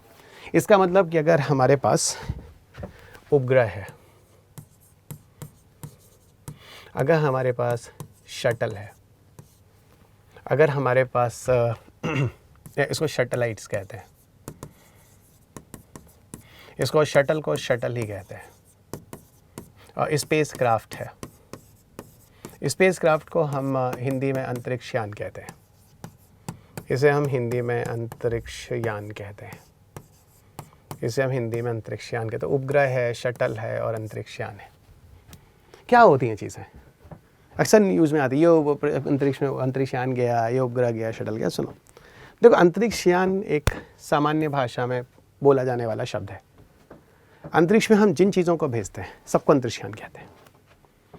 जैसे उपग्रह अंतरिक्ष में जाता है, शटल अंतरिक्ष में जाता है, तो जो उपग्रह और शटल अंतरिक्ष में जाता है, ठीक है, ये सारे के सारे अंतरिक्ष यान है। तो अंतरिक्ष यान का उदाहरण हो गया उपग्रह, अंतरिक्ष यान का उदाहरण हो गया शटल। तो जो अंतरिक्ष में चीज़ें जाती हैं हम उन्हें अंतरिक्ष यान कहते हैं। ठीक है, तो उपग्रह एक अंतरिक्ष यान हो गया और शटल जो है वो एक अंतरिक्ष यान हो गया। क्लियर? उपग्रह एक अंतरिक्ष यान हो गया और शटल एक अंतरिक्ष यान हो गया। ये समझ में आ गई बात। अब आप बोलोगे सर उपग्रह और शटल में क्या डिफरेंस होता है? उपग्रह कभी लौट के नहीं आते, उपग्रह अपनी कक्षा में लगा दिए जाते हैं और वहीं से वो अपना फ़ोटो लेते हैं, टेलीविज़न चलाते हैं, सब कुछ करते हैं। लेकिन शटल जो होते हैं वो लौट कर आते हैं। जैसे मैं अगर आपसे बोलूँ गगनयान, तो गगनयान एक तरह का शटल है। ये पुनः प्रयोगिक है, भेजोगे फिर लौट के आएगा, या पुनः प्रयोगिक है, भेजोगे फिर लौट के आएगा। ये गगनयान, ये एक शटल हो गया। Clear everyone? तो ये गगनयान एक तरह का शटल हो गया। ठीक है, अब उपग्रह के संदर्भ में अगर हम बात करें, जैसे मान लो चंद्रयान है, उपग्रह है। जैसे इनसैट है, सुना होगा, ये उपग्रह है। दूरसंवेदी उपग्रह है, उपग्रह है। पृथ्वी अवलोकन उपग्रह, उपग्रह है। आप समझिएगा जो मैं बातें बोल रहा हूँ। तो ये आपको यहाँ मैंने बताया, ये उपग्रह है और सैटेलाइट से गगनयान एक शटल है। शटल क्या है? गगनयान एक शटल है जो पुनः लौट के आता है। तो ये कुछ कंसेप्ट्स हैं जो आपको समझ में आ रहा होगा। अब आप कहोगे सर तो अगर उपग्रह भेजे जा रहे हैं और लौट के नहीं आ रहे हैं तो फिर तो अंतरिक्ष में कचड़े बढ़ रहे हैं। बिल्कुल सही। और इन अंतरिक्ष के कचड़ों को हम लोग केसलर सिंड्रोम के नाम से जानते हैं। इन्हें हम लोग किस नाम से जानते हैं? इन्हें हम लोग केसलर सिंड्रोम के नाम से जानते हैं। ये अंतरिक्ष में जो कचड़े हैं इन्हें हम केसलर सिंड्रोम के नाम से जानते हैं। सो अंतरिक्ष में जो कचड़े हैं इन्हें हम केसलर सिंड्रोम के नाम से जानते हैं। ठीक है, इन्हें हम अंतरिक्ष कचड़ों के नाम से जानते हैं। ओके, अब देखो, तो केसलर सिंड्रोम क्या है? अंतरिक्ष में धीरे धीरे जमा होने वाले, एकत्रित होने वाले एक अंतरिक्ष के कचड़े, क्योंकि यही उपग्रह फिर लौट कर नहीं आते हैं तो समय के साथ अंतरिक्ष में कचड़े बढ़ते रहते हैं। ठीक है, बढ़ते रहते हैं। ये है पूरी कहानी। ओके, ये है पूरी कहानी। ठीक है, अब आगे बढ़ते हैं। ठीक है, देखो जब हम उपग्रह की बात करते हैं, उपग्रह की बात करते हैं तो कई तरह के उपग्रह की बात करते हैं। जैसे एक उपग्रह होता है जिसे हम कहते हैं दूर संवेदी उपग्रह, एक उपग्रह होता है जिसे हम दूर संवेदी उपग्रह कहते हैं, एक उपग्रह होता है जिसे हम पृथ्वी अवलोकन उपग्रह कहते हैं, जिसे हम पृथ्वी अवलोकन उपग्रह कहते हैं। तो दूर संवेदी उपग्रह दूसरा है जिसे हम पृथ्वी अवलोकन उपग्रह कहते हैं। ठीक है, पृथ्वी अवलोकन उपग्रह कहते हैं। ओके, पृथ्वी अवलोकन उपग्रह कहते हैं। तीसरा जिसे हम कहते हैं इनसैट, इसी को हम लोग जी सैट भी कहते हैं। इनसैट मतलब भारतीय उपग्रह, इनसैट मतलब भारतीय उपग्रह, और जी सैट को हम भूस्थैतिक उपग्रह कहते हैं। इसको हम भूस्थैतिक उपग्रह कहते हैं, इसको हम भूस्थैतिक उपग्रह कहते हैं। ओके, समझिएगा, हर उपग्रह अलग अलग जगह लगाया जाता है, उनके अलग अलग काम होते हैं। दूर संवेदी जो उपग्रह लगाए जाते हैं और पृथ्वी अवलोकन उपग्रह लगाए जाते हैं, ये ध्रुवीय कक्षा में लगाए जाते हैं। ध्रुवीय कक्षा या ध्रुवीय सूर्य तुल्यकालिक कक्षा में लगाए जाते हैं, ध्रुवीय सूर्य तुल्यकालिक कक्षा में लगाए जाते हैं। ये ध्रुवीय सूर्य तुल्यकालिक कक्षा में, ध्रुवीय कक्षा और ध्रुवीय सूर्य तुल्यकालिक कक्षा में लगाए जाते हैं। ठीक है, अब ध्रुवीय और ध्रुवीय सूर्य तुल्यकालिक कक्षा हो गई होती है। मान लो ये पृथ्वी है मेरे हाथ में, ठीक है, तो यहाँ पे उपग्रह जो होता है वो ऊपर से नीचे ऐसे घूमता है, ध्रुव से ध्रुव, ध्रुव से ध्रुव, ध्रुव से करीब 200 से लेके 2000 किलोमीटर के बीच में ऐसे घूमता है। इसको हम कहते हैं ध्रुवीय कक्षा। क्या कहते हैं? ध्रुवीय कक्षा। ठीक है, तो इन उपग्रहों को इन कक्षा में लगाया जाता है। और जो इनसेट या जीसैट होते हैं, है ना, उसको भूस्थैतिक कक्षा में लगाते हैं। कहाँ लगाते हैं? इसको भूस्थैतिक कक्षा में लगाते हैं, भूस्थैतिक कक्षा में लगाते हैं। भूस्थैतिक कक्षा के साथ कुछ बेनिफिट है। क्या? यह 24/7 यहाँ पर अगर हम किसी का उपग्रह को लगाते हैं तो पृथ्वी के सामने होता है 24/7। इसका मतलब यहाँ पर एक कोई उपग्रह जो है पूरा 24/7 किसी कंट्री के लिए कार्य करेगा, किसी कंट्री के लिए कार्य करेगा। समझिएगा, ठीक है। इसी का उपयोग एक्चुअल में किया जाता है कहाँ? दूर संवेदी के लिए, सॉरी, यह दूर संचार के लिए। इसी का उपयोग किया जाता है कहाँ? DTH के लिए। इसी का उपयोग किया जाता है कहाँ? सैटेलाइट न्यूज़ गैदरिंग के लिए, सैटेलाइट न्यूज़ के लिए। इसी का उपयोग किया जाता है कहाँ? क्षेत्रीय GPS के लिए। जो हमारे क्षेत्रीय GPS हैं उनमें इन्हीं तरह की चीज़ों का उपयोग किया जाता है, इन्हीं का उपयोग किया जाता है क्षेत्रीय GPS के लिए। तो दूर संचार हो गया, DTH हो गया, सैटेलाइट हो गया, क्षेत्रीय GPS हो गया, वहाँ पर इन सारी जगहों पर इनका उपयोग किया जाता है। क्लियर? इन सारी जगहों पर इनका उपयोग किया जाता है। Clear everyone? इन सारी जगहों पर इनका उपयोग किया जाता है।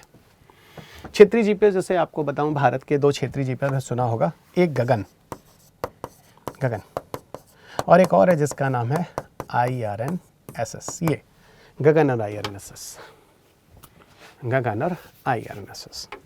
और ये जो ध्रुवीय कक्षा में ये जो दूर संवेदी और पृथ्वी अवलोकन उपग्रह भेजे जाते हैं, ठीक है ना। अभी आपने एक सुना होगा निशार कार्यक्रम, है ना, समसामयिकी में रहा है निशार कार्यक्रम।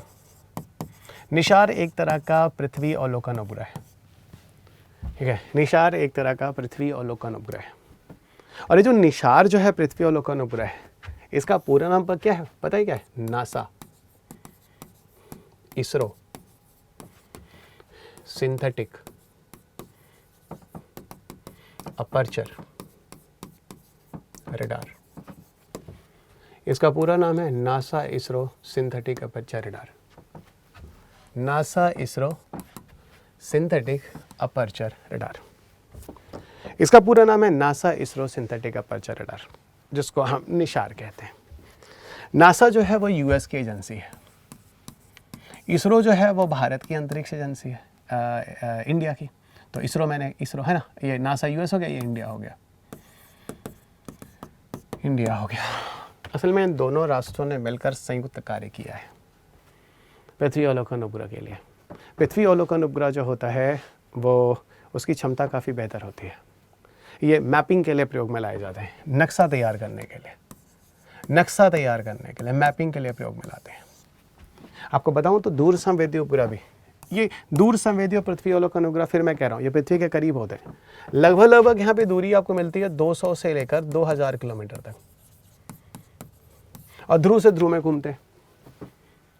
वहीं अगर आप पृथ्वी इनसेट या जीसैट की बात करें, जिनको हम भूस्थैतिक कक्षा में रखते हैं, पता है इनकी दूरी कितनी होती है? इनकी दूरी होती है लगभग 36,000 किलोमीटर पृथ्वी की सतह से, लगभग 36,000 किलोमीटर की दूरी पर होती है ये। तो इनकी दूरी होती है लगभग 36,000 किलोमीटर। तो अलग अलग तरह के अलग अलग चीज़ें हैं जो आप यहाँ स्क्रीन पे देख रहे हैं, ठीक है। तो अलग अलग चीज़ें हैं जो आप स्क्रीन पर देख रहे हैं, 36,000 किलोमीटर की दूरी होती है इनकी। मेरे ख्याल से आप समझ रहे हैं मैं क्या बोलना चाह रहा हूँ, गॉट इट। और यहाँ पे 20 फ्रंट्स हैं। अच्छा, ये अगर नक्शा तैयार करता है तो मेरा कहने का सीधा मतलब है कि अगर आपको पृथ्वी पर होने वाली बहुत सारी घटनाएं देखनी है, जैसे कहीं पर आपदा प्रबंधन करना है, बाढ़ आ गया या कुछ हो गया, इस तरह की चीज़ें होती हैं, आग लग गई जंगल में, ठीक है ना, तो इन सब चीज़ों में आप इसका उपयोग कर सकते हैं। समुद्र तटीय क्षेत्रों में सुनामी है, कितना प्रभाव हुआ है, बाढ़ से कितना नुकसान हुआ है, टिड्डों वगैरह ने कितने एरिया में खेत को बर्बाद कर दिया है ना, ये सारी चीज़ों के लिए इसका उपयोग होता है अच्छी तरह से।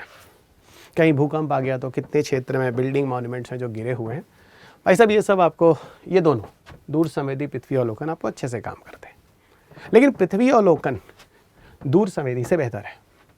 असल में पृथ्वी पर जो अगर क्षणिक भी परिवर्तन होता है ना, बहुत थोड़ा, जैसे किस रेट से झील का पानी सूखा, जैसे किस रेट से किस दर से बहुत छोटे समय में ध्रुवीय क्षेत्र में बर्फ पिघला, इस तरह की अगर गणना करनी है तो भाई साहब ऐसे केस में पृथ्वी अवलोकन उपग्रह काफ़ी बेहतर होते हैं। ऐसे केस में पृथ्वी अवलोकन उपग्रह जो होते हैं वो काफ़ी बेहतर होते हैं, ठीक है। तो मेरे ख्याल से आप चीज़ों को समझ रहे हैं मैं कहना क्या चाह रहा हूँ, ठीक है। ये एक आउटलाइन था जो उपग्रह को लेकर था। ऐसे एक आउटलाइन होता है जो कि प्रक्षेपण यान को लेकर होता है। अब आप पूछोगे प्रक्षेपण यान क्या होता है?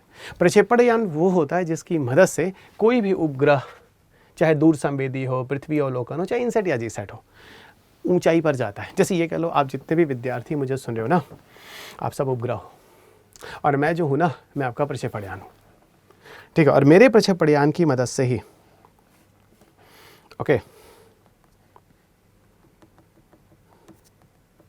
मेरे प्रक्षेपण यान की मदद से ही तुम जैसे उपग्रह परीक्षा में जाओगे और परीक्षा उत्तीर्ण कर पाओगे, ओके। परीक्षा में जाओगे और परीक्षा उत्तीर्ण कर पाओगे, ओके एवरीवन, समझना, परीक्षा में जाओगे और परीक्षा उत्तीर्ण कर पाओगे। क्लियर? अब समझो समझो। तो प्रक्षेपण यान क्या होता है उसे भी थोड़ी सी बात कर लेते हैं। देखो, अगर हम प्रक्षेपण यान की बात करें, सुनना, अगर हम प्रक्षेपण यान की बात करें तो भारत का आज जो प्रक्षेपण यान प्रयोग में लाया जा रहा है, ठीक है, भारत का आज जो प्रक्षेपण यान प्रयोग में लाया जा रहा है वो कौन सा प्रक्षेपण यान है? सुन, भारत का जो आज प्रक्षेपण यान प्रयोग में लाया जा रहा है वो है बेटा PSLV, वो है GSLV, और GSLV में एक और है GSLV MK3, है ना। तो GSLV में जैसे एक MK2 है और एक MK3 है। ये इतने ही प्रक्षेपण यान हैं जो हम लोग प्रयोग में ला रहे हैं। इनके अलग अलग नाम हैं। तो कहते हैं ध्रुवीय उपग्रह प्रक्षेपण यान, इनको क्या कहते हैं? इनको कहते हैं ध्रुवीय उपग्रह प्रक्षेपण यान, इनको कहते हैं ध्रुवीय उपग्रह प्रक्षेपण यान, इनको कहते हैं ध्रुवीय उपग्रह प्रक्षेपण यान, इनको कहते हैं भूस्थैतिक, इनको कहते हैं भूस्थैतिक उपग्रह, भूस्थैतिक उपग्रह प्रक्षेपण यान, इनको हम कहते हैं भूस्थैतिक उपग्रह प्रक्षेपण यान, ठीक है। इंग्लिश में इसी को आप पोलर सैटेलाइट कहते हैं ना, इंग्लिश में आप क्या कहते हैं? पोलर सैटेलाइट लॉन्च व्हीकल, और इसको आप कहते हैं जियो स्टेशनरी, सो आप कहते हैं geostationary satellite launch, so geostationary satellite launch vehicle. तो ये अलग अलग चीज़ें हैं, PSLV और GSLV। So polar satellite launch vehicle और भूस्थैतिक उपग्रह प्रक्षेपण, ये अलग अलग चीज़ें होती हैं। आपको पता है कि जो प्रक्षेपण यान है उनकी पीढ़ियाँ होती हैं। एक लाइन और बता देता हूँ, उनकी पीढ़ियाँ होती हैं। भारत में प्रथम और द्वितीय चरण के जो पीढ़ियाँ थी, है ना, प्रथम और द्वितीय पीढ़ियाँ जो थी प्रक्षेपण यान की, वो आज बंद हो चुकी हैं। तो फिर कौन सी आज हम प्रयोग में ला रहे हैं? तीसरा, ये जो है वो तृतीय पीढ़ी के प्रक्षेपण यान है। ये जो है वो चतुर्थ पीढ़ी के प्रक्षेपण यान है। और ये जो है वो पांचवी पीढ़ी के प्रक्षेपण यान है। तो सर प्रथम और द्वितीय, बेटा प्रथम और द्वितीय जो पीढ़ी का प्रक्षेपण यान है ये बंद हो चुके हैं, ये बंद हो चुके हैं। इसको बंद कर दीजिएगा एसी थोड़ा सा, ठीक है। प्रथम और द्वितीय पीढ़ी के जो प्रक्षेपण यान है ये बंद हो चुके हैं। आज हम इसको बनाते ही नहीं है, आज हम इसको बनाते ही नहीं है, ओके, ये काम के ही नहीं है। तो आज जो भी प्रक्षेपण यान हम प्रयोग में ला रहे हैं, तृतीय, चतुर्थ और पांचवी। तृतीय का नाम है ध्रुवीय उपग्रह प्रक्षेपण यान, चतुर्थ का नाम है भूस्थैतिक उपग्रह प्रक्षेपण यान, पांचवी का नाम है भूस्थैतिक उपग्रह प्रक्षेपण यान का मैक 3 और ये मैक 2। समझिएगा, अलग अलग चीज़ें हैं और उतारते रहिएगा धीरे धीरे धीरे धीरे धीरे धीरे। ये सब हेलो सुनिएगा, है ना, ये सब 2026 के लिए है। लेकिन वही मैंने बोला ना कि अभी उन तथ्यों पे जाने के पहले एक आउटलाइन आपको दे देता हूँ जो बहुत ज़रूरी है।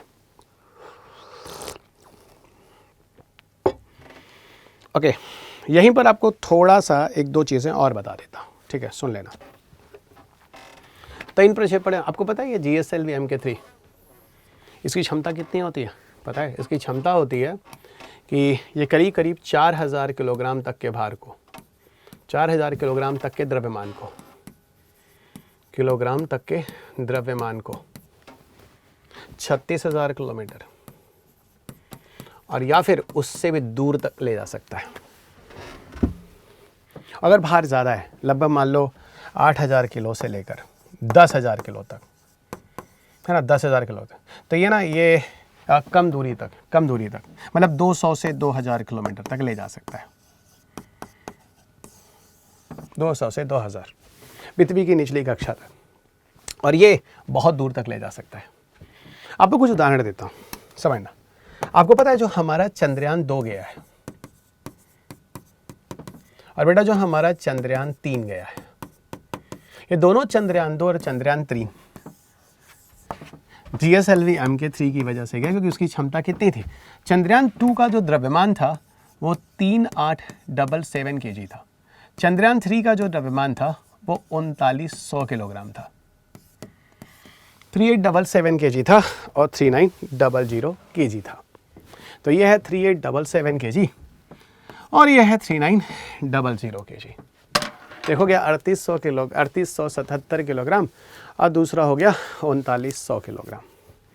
3877 किलोग्राम और दूसरा हो गया बेटा 3900 किलोग्राम। अब आप मुझे बताओ 3870 2900 तो 40,000 करीब 4,000, तो 4,000 के अंदर है ना, आराम से जाएगा ये 36,000 के ऊपर। आपको पता है चंद्रमा करीब 4 लाख किलोमीटर, तो ठीक है ना, 36,000 के ऊपर 4 लाख तक इसकी मदद से चला गया।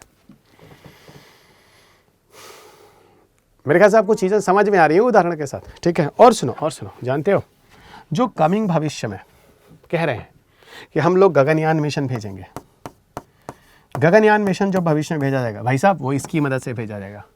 गगनयान मिशन में हमें जो हमारे अंतरिक्ष यात्री हैं, जो 4 लोग जाएंगे, वो पास में जाएंगे 400-500 किलोमीटर की दूरी पर, और ये 400-500 किलोमीटर की दूरी तक तो जाने वाला ही है। और गगनयान का जो मास है पता है कितना? द्रव्यमान लगभग 7 टन के आसपास, 7 से 8 टन, यानी 7,000 से 8,000 किलो। हाँ तो ठीक है, ले जाने की क्षमता है, ले जाएगा। रटो नहीं, लॉजिक बनाओ, चीज़ों को समझो।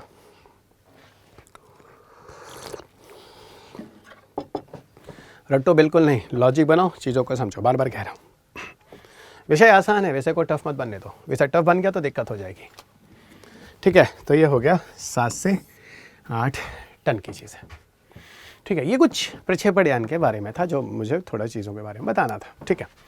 आगे आइए, अगर हम यहीं पर भारत के GPS की बात करें, एक आउटलाइन पहले सुन लो। भारत के अगर हम GPS की बात करें, भारत के वैसे अगर हम GPS की बात करें, इसको हम कहते हैं ग्लोबल पोजीशनिंग सिस्टम, इसको हम कहते हैं ग्लोबल पोजीशनिंग सिस्टम। एक ऐसी प्रणाली है जिसके माध्यम से हम लोग नेविगेशन वगैरह या रास्ता वगैरह का पता लगाते हैं। तो एक ऐसी प्रणाली है जिसकी मदद से हम नेविगेशन या रास्ता वगैरह का पता लगाते हैं।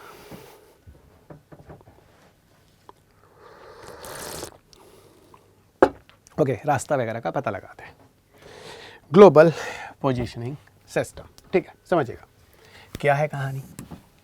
ग्लोबल पोजीशनिंग सिस्टम का कंसेप्ट समझिए। इसके द्वारा हम पथ प्रदर्शक का काम करते हैं। यही तरह का पथ प्रदर्शक है, रास्ता देखने के लिए इसका उपयोग किया जाता है। मैं जो आपको जीपीएस पढ़ा रहा हूँ ना, वो उपग्रह आधारित जीपीएस पढ़ा रहा हूँ। मैं जो आपको पढ़ा रहा हूँ वो उपग्रह आधारित जीपीएस पढ़ा रहा हूँ। क्योंकि इसलिए मैं कह रहा हूँ, आप में से कुछ लोग कहते होंगे सर हम ना अपने मोबाइल फ़ोन में जीपीएस देखते हैं, बस यही हो गया गड़बड़। आप जो अपने मोबाइल फ़ोन में जीपीएस देखते हैं भाई साहब, वो टावर वाला जीपीएस होता है।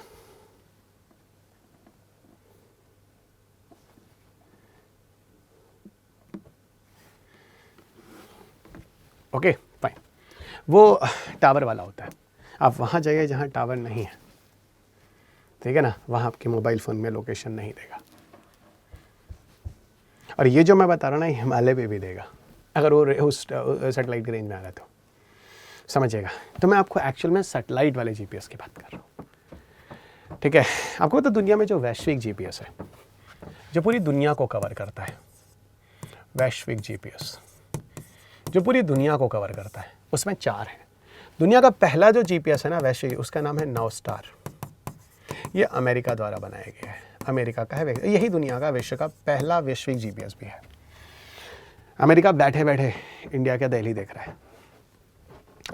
नवस्टार के बाद जो अगला मिलेगा आपको, नवस्टार के बाद उसका नाम है ग्लोनास। ग्लोनास जो है वो रूस का है। उसके बाद है बैडू, BEIDOU।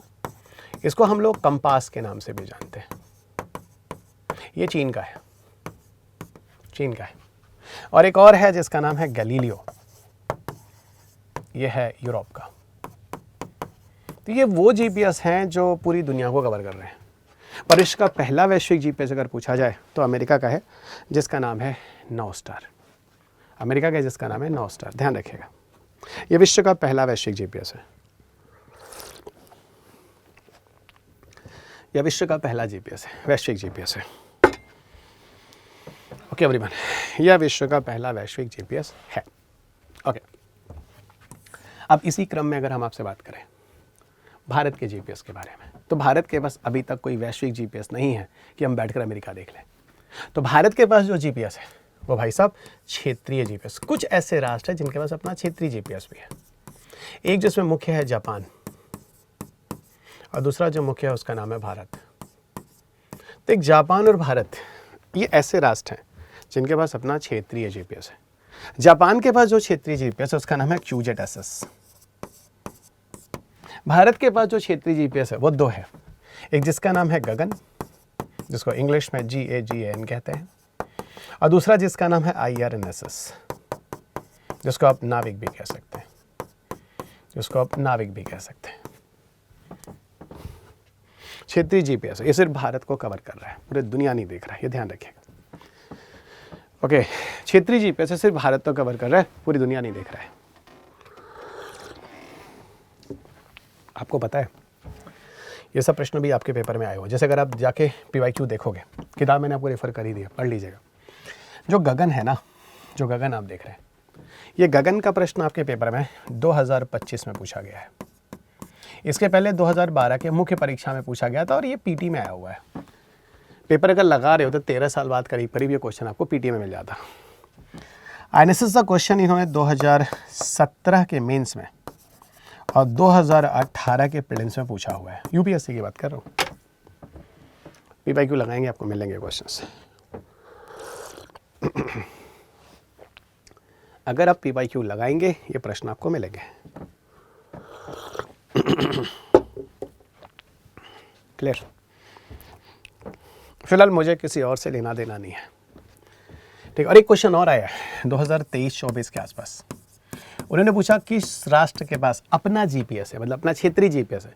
कनाडा था, जापान था, ऑस्ट्रेलिया था, एक और था। तो भाई सब जापान से था, भारत था नहीं, तो जापान। ये भी आपके पेपर में क्वेश्चन मिल जाएगा।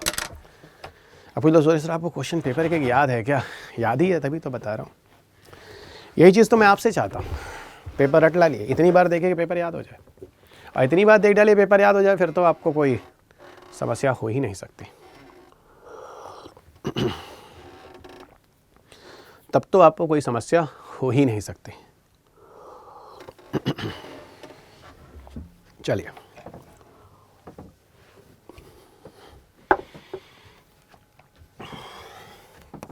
जापान और यहाँ हो गया भारत। Clear everyone? हम लोग थोड़ा सा गगन और आईएनएसएस को पढ़ लेते हैं।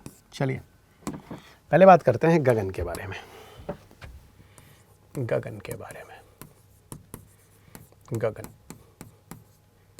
गगन का फुल फॉर्म है, हर अक्षर जो है GAGN है ना, अल्फ़ाबेट, अल्फ़ाबेट, हर अक्षर, ठीक है, उसका एक फुल फॉर्म है अंग्रेजी भाषा में। G फॉर GPS, A से बना aided, G for geo, A for augmented, और N फॉर नेविगेशन, और N फॉर क्या है? नेविगेशन। तो क्या बेटा GAGAN, ये हो गया GPS added geo augmented navigation, ये हो गया GPS added geo augmented navigation, जिसको आप कहते हैं गगन के नाम से जानते हैं। सो GPS added geo augmented navigation, जिसे आप गगन के नाम से जानते हैं। Clear everyone? जैसे आप गगन के नाम से जानते हैं। सो GPS added geo augmented navigations, navigations, ठीक है। अब जरा सुनना, इसका उद्देश्य क्या था? इसका उद्देश्य था कि भारत का जो एयर ट्रैफिक है, जो भारत का एयर ट्रैफिक है वो सुरक्षित हो। इसका उद्देश्य था भारत का जो एयर ट्रैफिक है ना वो सुरक्षित हो। इसके लिए जो कार्य हुआ है ना, सुनिएगा, वो एयरपोर्ट अथॉरिटी ऑफ इंडिया, भारतीय विमानपत्तन प्राधिकरण और इसरो, भारतीय अंतरिक्ष अनुसंधान केंद्र, दोनों ने मिलकर कार्य किया है। इसको इंग्लिश में कहते हैं एयरपोर्ट अथॉरिटी ऑफ इंडिया, इसको कहते हैं एयरपोर्ट अथॉरिटी ऑफ इंडिया, कहते हैं एयरपोर्ट अथॉरिटी ऑफ इंडिया, भारतीय विमानपत्तन प्राधिकरण, इसको हम कहते हैं भारतीय विमानपत्तन प्राधिकरण, एयरपोर्ट अथॉरिटी ऑफ इंडिया। और ये जो इसरो है ना, इसको हम कहते हैं भारतीय अंतरिक्ष, इसको हम कहते हैं भारतीय अंतरिक्ष अनुसंधान केंद्र। तो ये हो गया एयरपोर्ट अथॉरिटी ऑफ इंडिया और ये हो गया इसरो। ओके, तो एक हो गया एयरपोर्ट अथॉरिटी ऑफ इंडिया और दूसरा हो गया इसरो।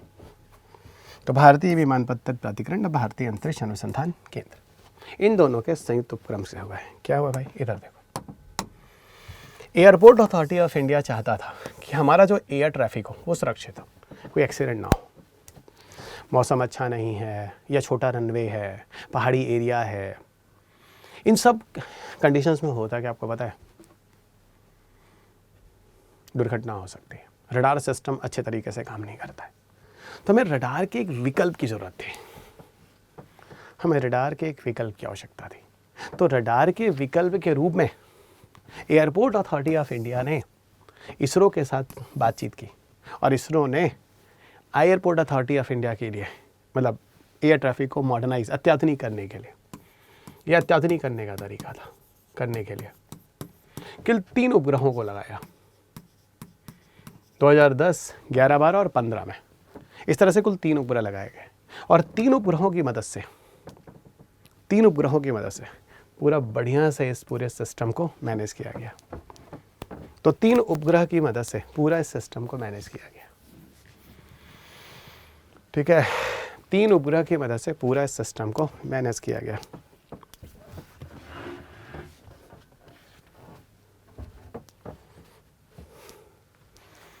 ओके, तो ये पूरा अत्याधुनिक है जो मैनेज किया गया।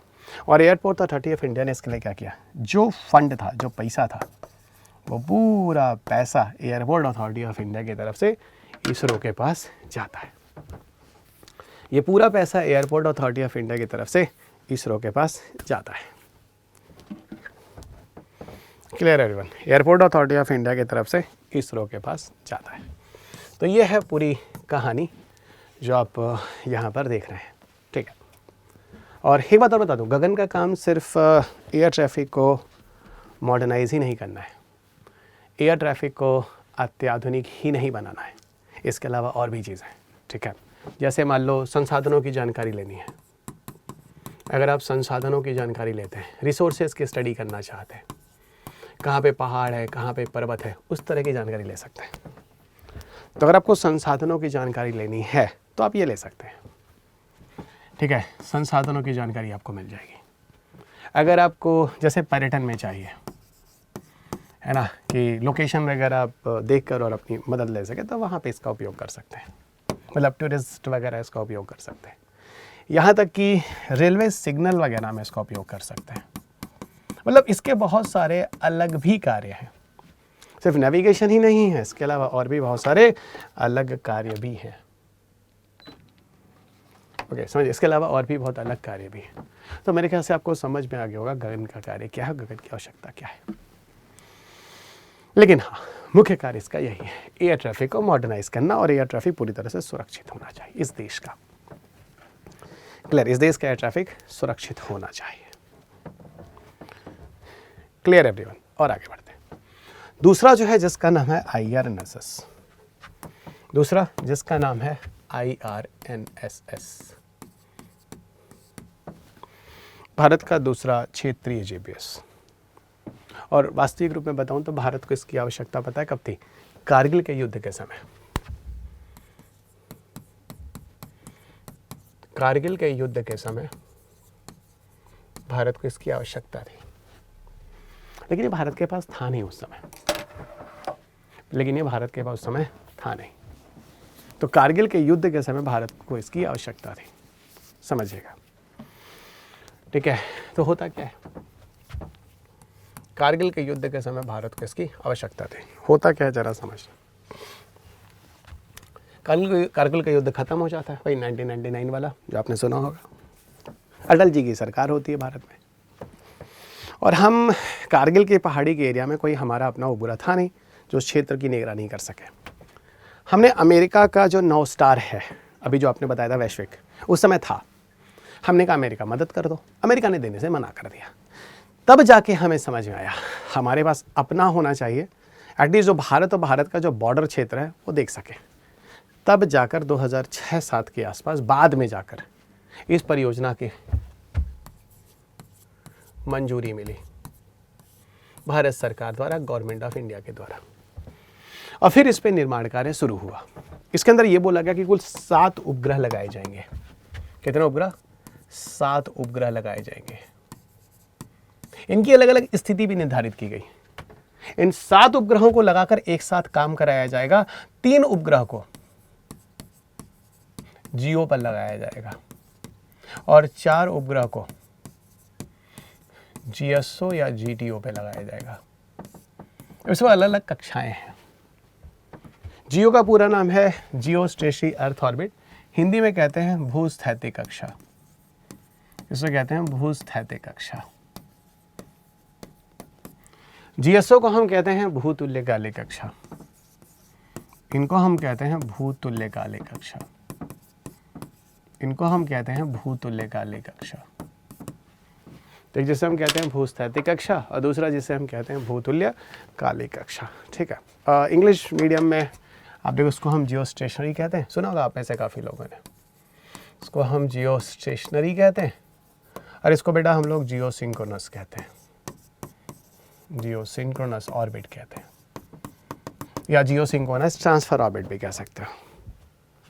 इस तरीके से ये 7 उपग्रह को लगाना शुरू किया गया 2013 से, और 2016-17 तक आते आते हमने ये 7 उपग्रह लगा दिए, और 2016-17 इसने पूरी तरह से कार्य करना प्रारंभ कर दिया गया, ठीक है।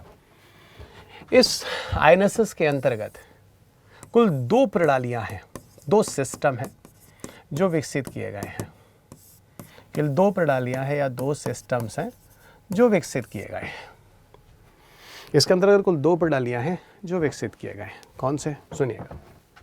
पहला जिसको कहते हैं एसपीएस, दूसरा जिसको कहते हैं पीपीएस। देखिए इसका इंग्लिश हिंदी नाम एक ही है, हिंदी नहीं है, और ये यूपीएससी के मेंस में आया हुआ 2017 में, ठीक है ना। एसपीएस का पूरा नाम है standard positioning system, standard positioning system. इसका पूरा नाम है स्टैंडर्ड पोजीशनिंग सिस्टम। इसका पूरा नाम है प्रिसीजन पोजीशनिंग सिस्टम। इसका पूरा नाम है स्टैंडर्ड पोजीशनिंग सिस्टम, इसका पूरा नाम है प्रिसीजन पोजीशनिंग सिस्टम।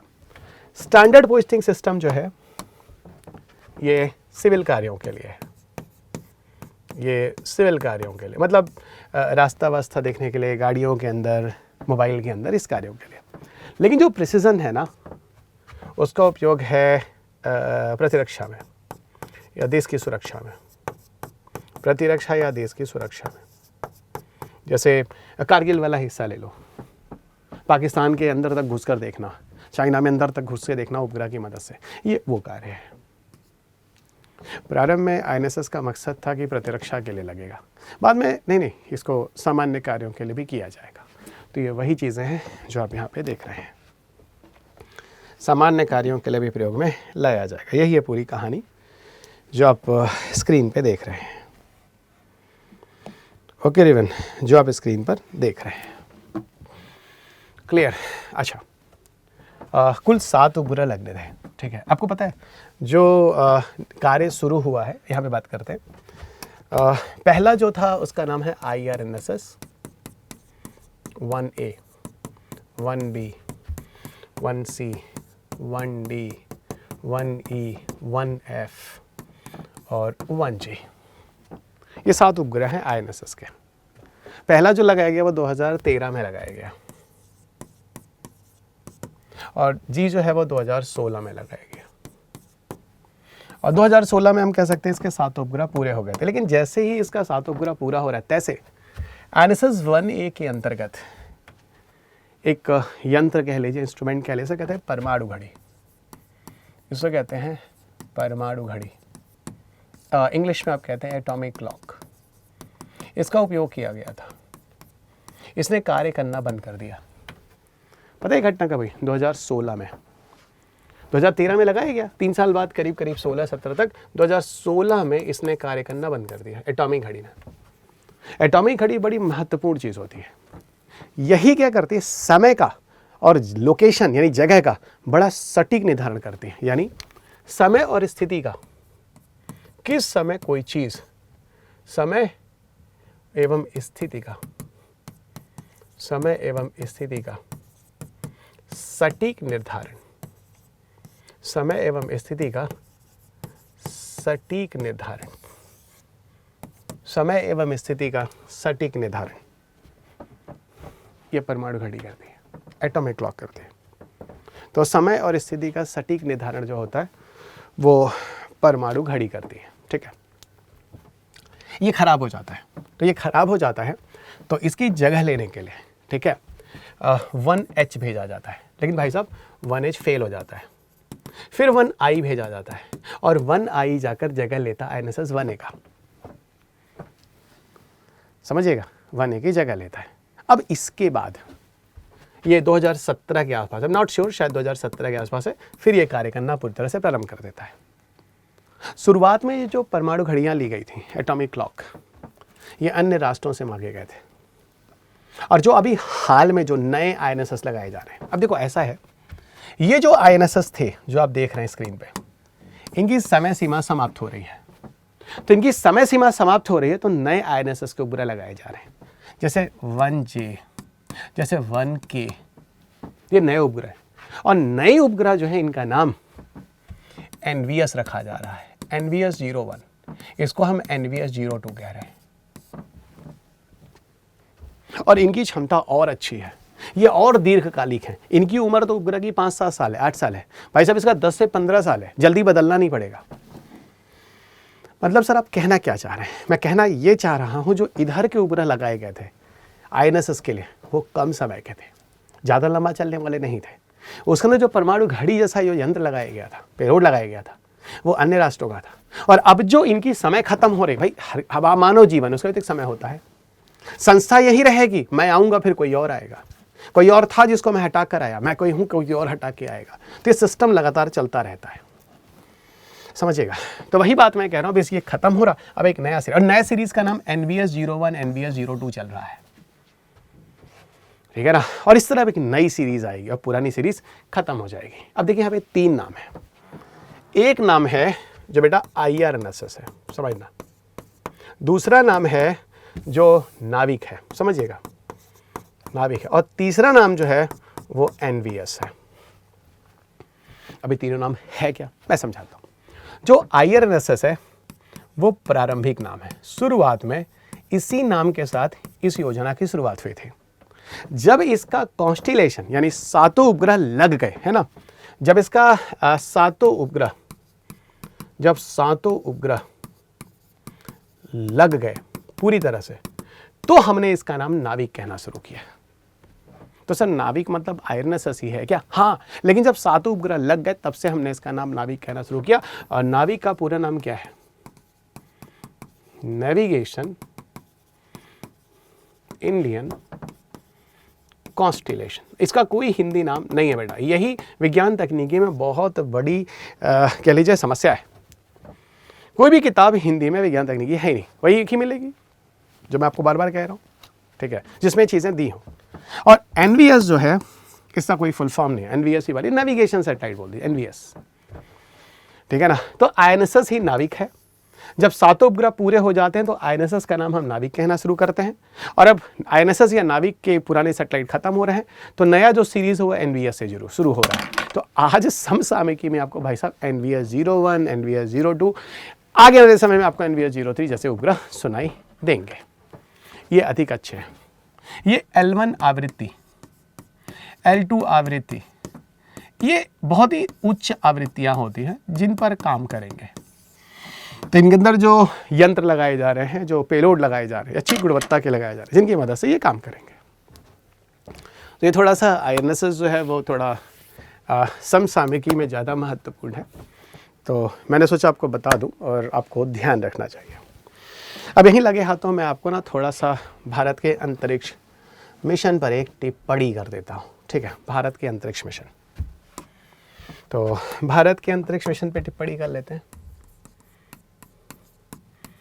भारत के अंतरिक्ष मिशन यानी space mission of India, Bharat के अंतरिक्ष मिशन, भारत के अंतरिक्ष मिशन क्या है भाई? भारत के अंतरिक्ष मिशन सुनना, स्पेस मिशन ऑफ इंडिया में क्या क्या है। पहला हम बात करेंगे भारत के सफल मिशन कौन कौन से हैं, और फिर हम बात करेंगे भारत के भविष्य से लक्षित कौन कौन से हैं। भारत के सफल मिशन कौन से हैं, और दूसरा हम बात करेंगे भारत के भविष्य लक्षित कौन से हैं। तो एक तरफ हम बात करने वाले हैं successful space mission of India, और दूसरी हम बात कर रहे हैं फ्यूचर मिशन ऑफ इंडिया, ठीक है। तो ये हो गया बेटा सक्सेसफुल, जो हम सफल हो चुके हैं,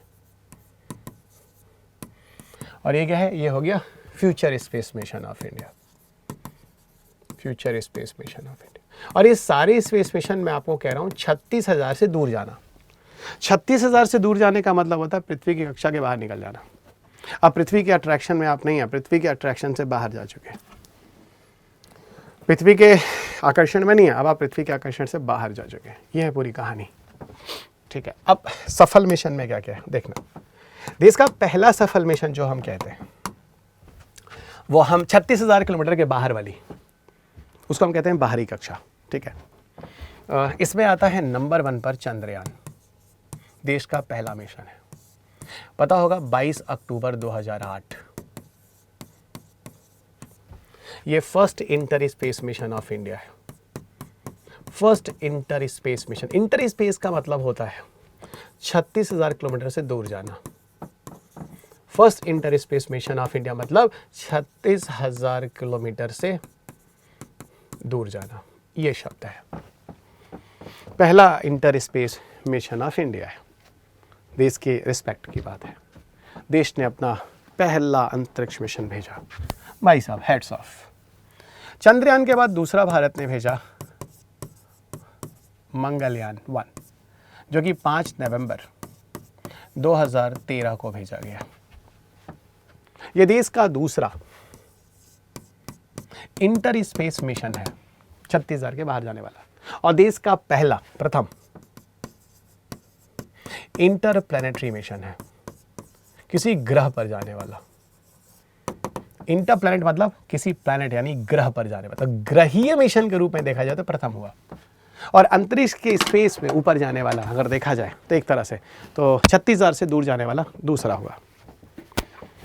ठीक है, तो एक हो गया चंद्रयान 1, इसको 1 कर लेते हैं ना क्योंकि 2, 3 भी है। ये हो गया मंगलयान, ये हो गया। इसके बाद एक मिशन था जिसका नाम था एस्ट्रोसैट। एक मिशन था जिसका नाम है एस्ट्रोसैट।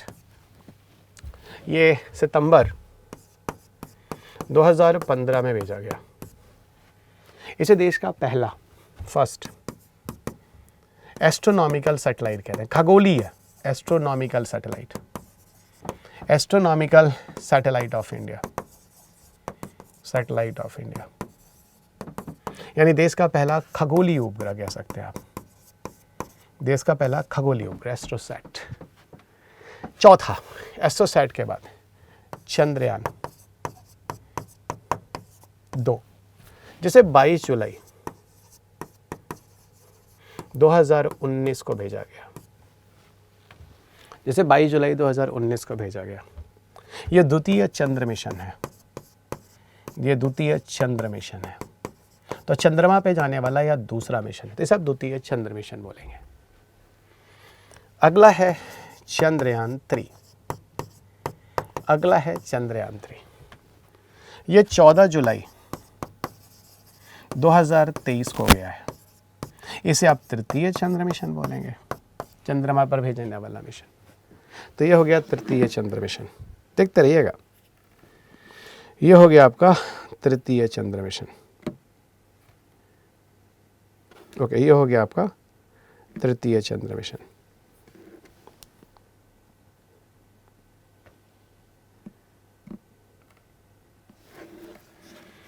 ओके, ये तृतीय चंद्र मिशन हो गया। ठीक है, अच्छा, इसके बाद हो गया अगला जिसका नाम है आदित्य तल1।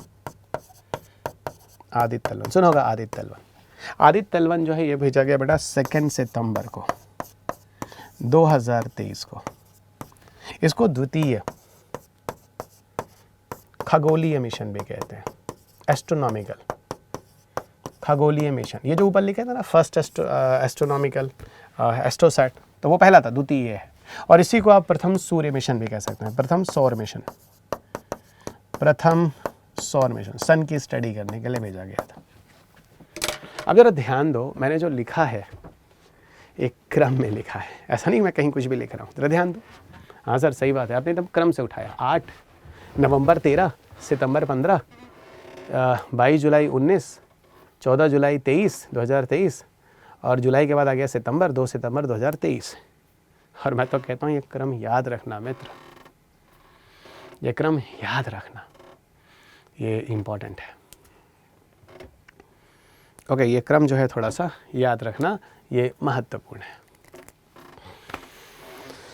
क्लियर? उतार लो भाई, उतार लो, ये ज़रूरी है। पहले तो उतार लो जो लिखा हुआ है सामने स्क्रीन पे, उतारते रहिएगा, मैं तो बार बार कह रहा हूँ।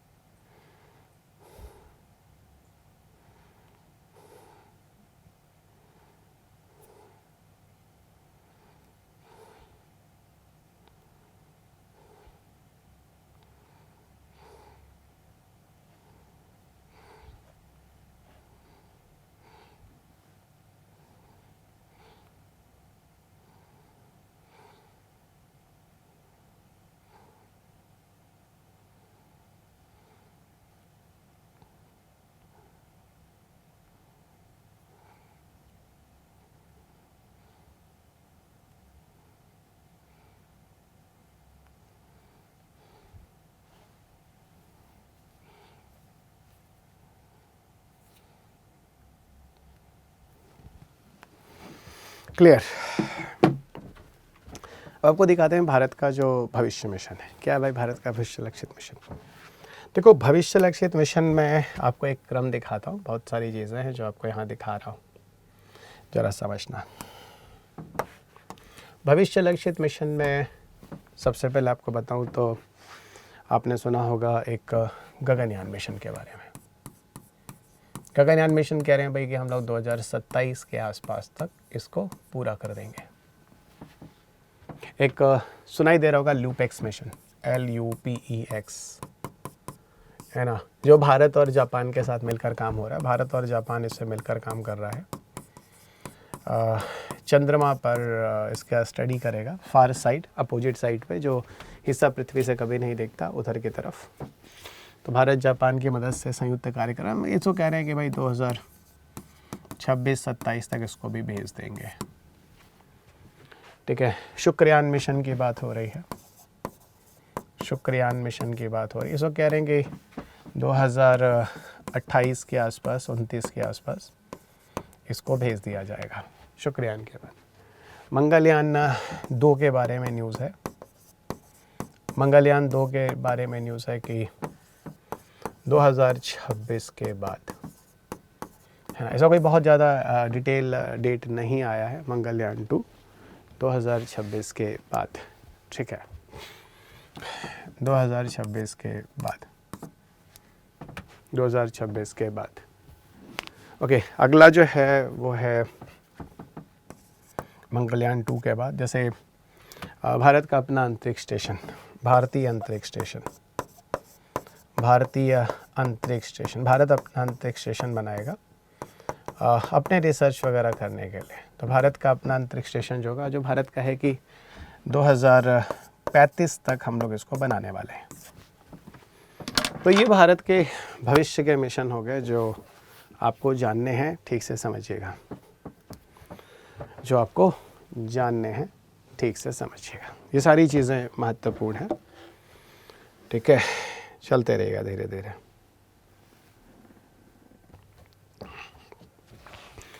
अब आपको मैं लिए चलता हूँ उस PDF की तरफ, जिस PDF में मैंने 2026 के हिसाब से सारी चीज़ें दे रखी हैं। जैसे ऊर्जा का मैंने आपको PDF समझाया था, वैसे ही स्पेस का है। और ये कुछ ही 3-4 चैप्टर ऐसे हैं जिनमें सबसे ज़्यादा आपके पेपर में प्रश्न आते हैं। तो चलिए आपको अंतरिक्ष तकनीकी दिखाता हूँ।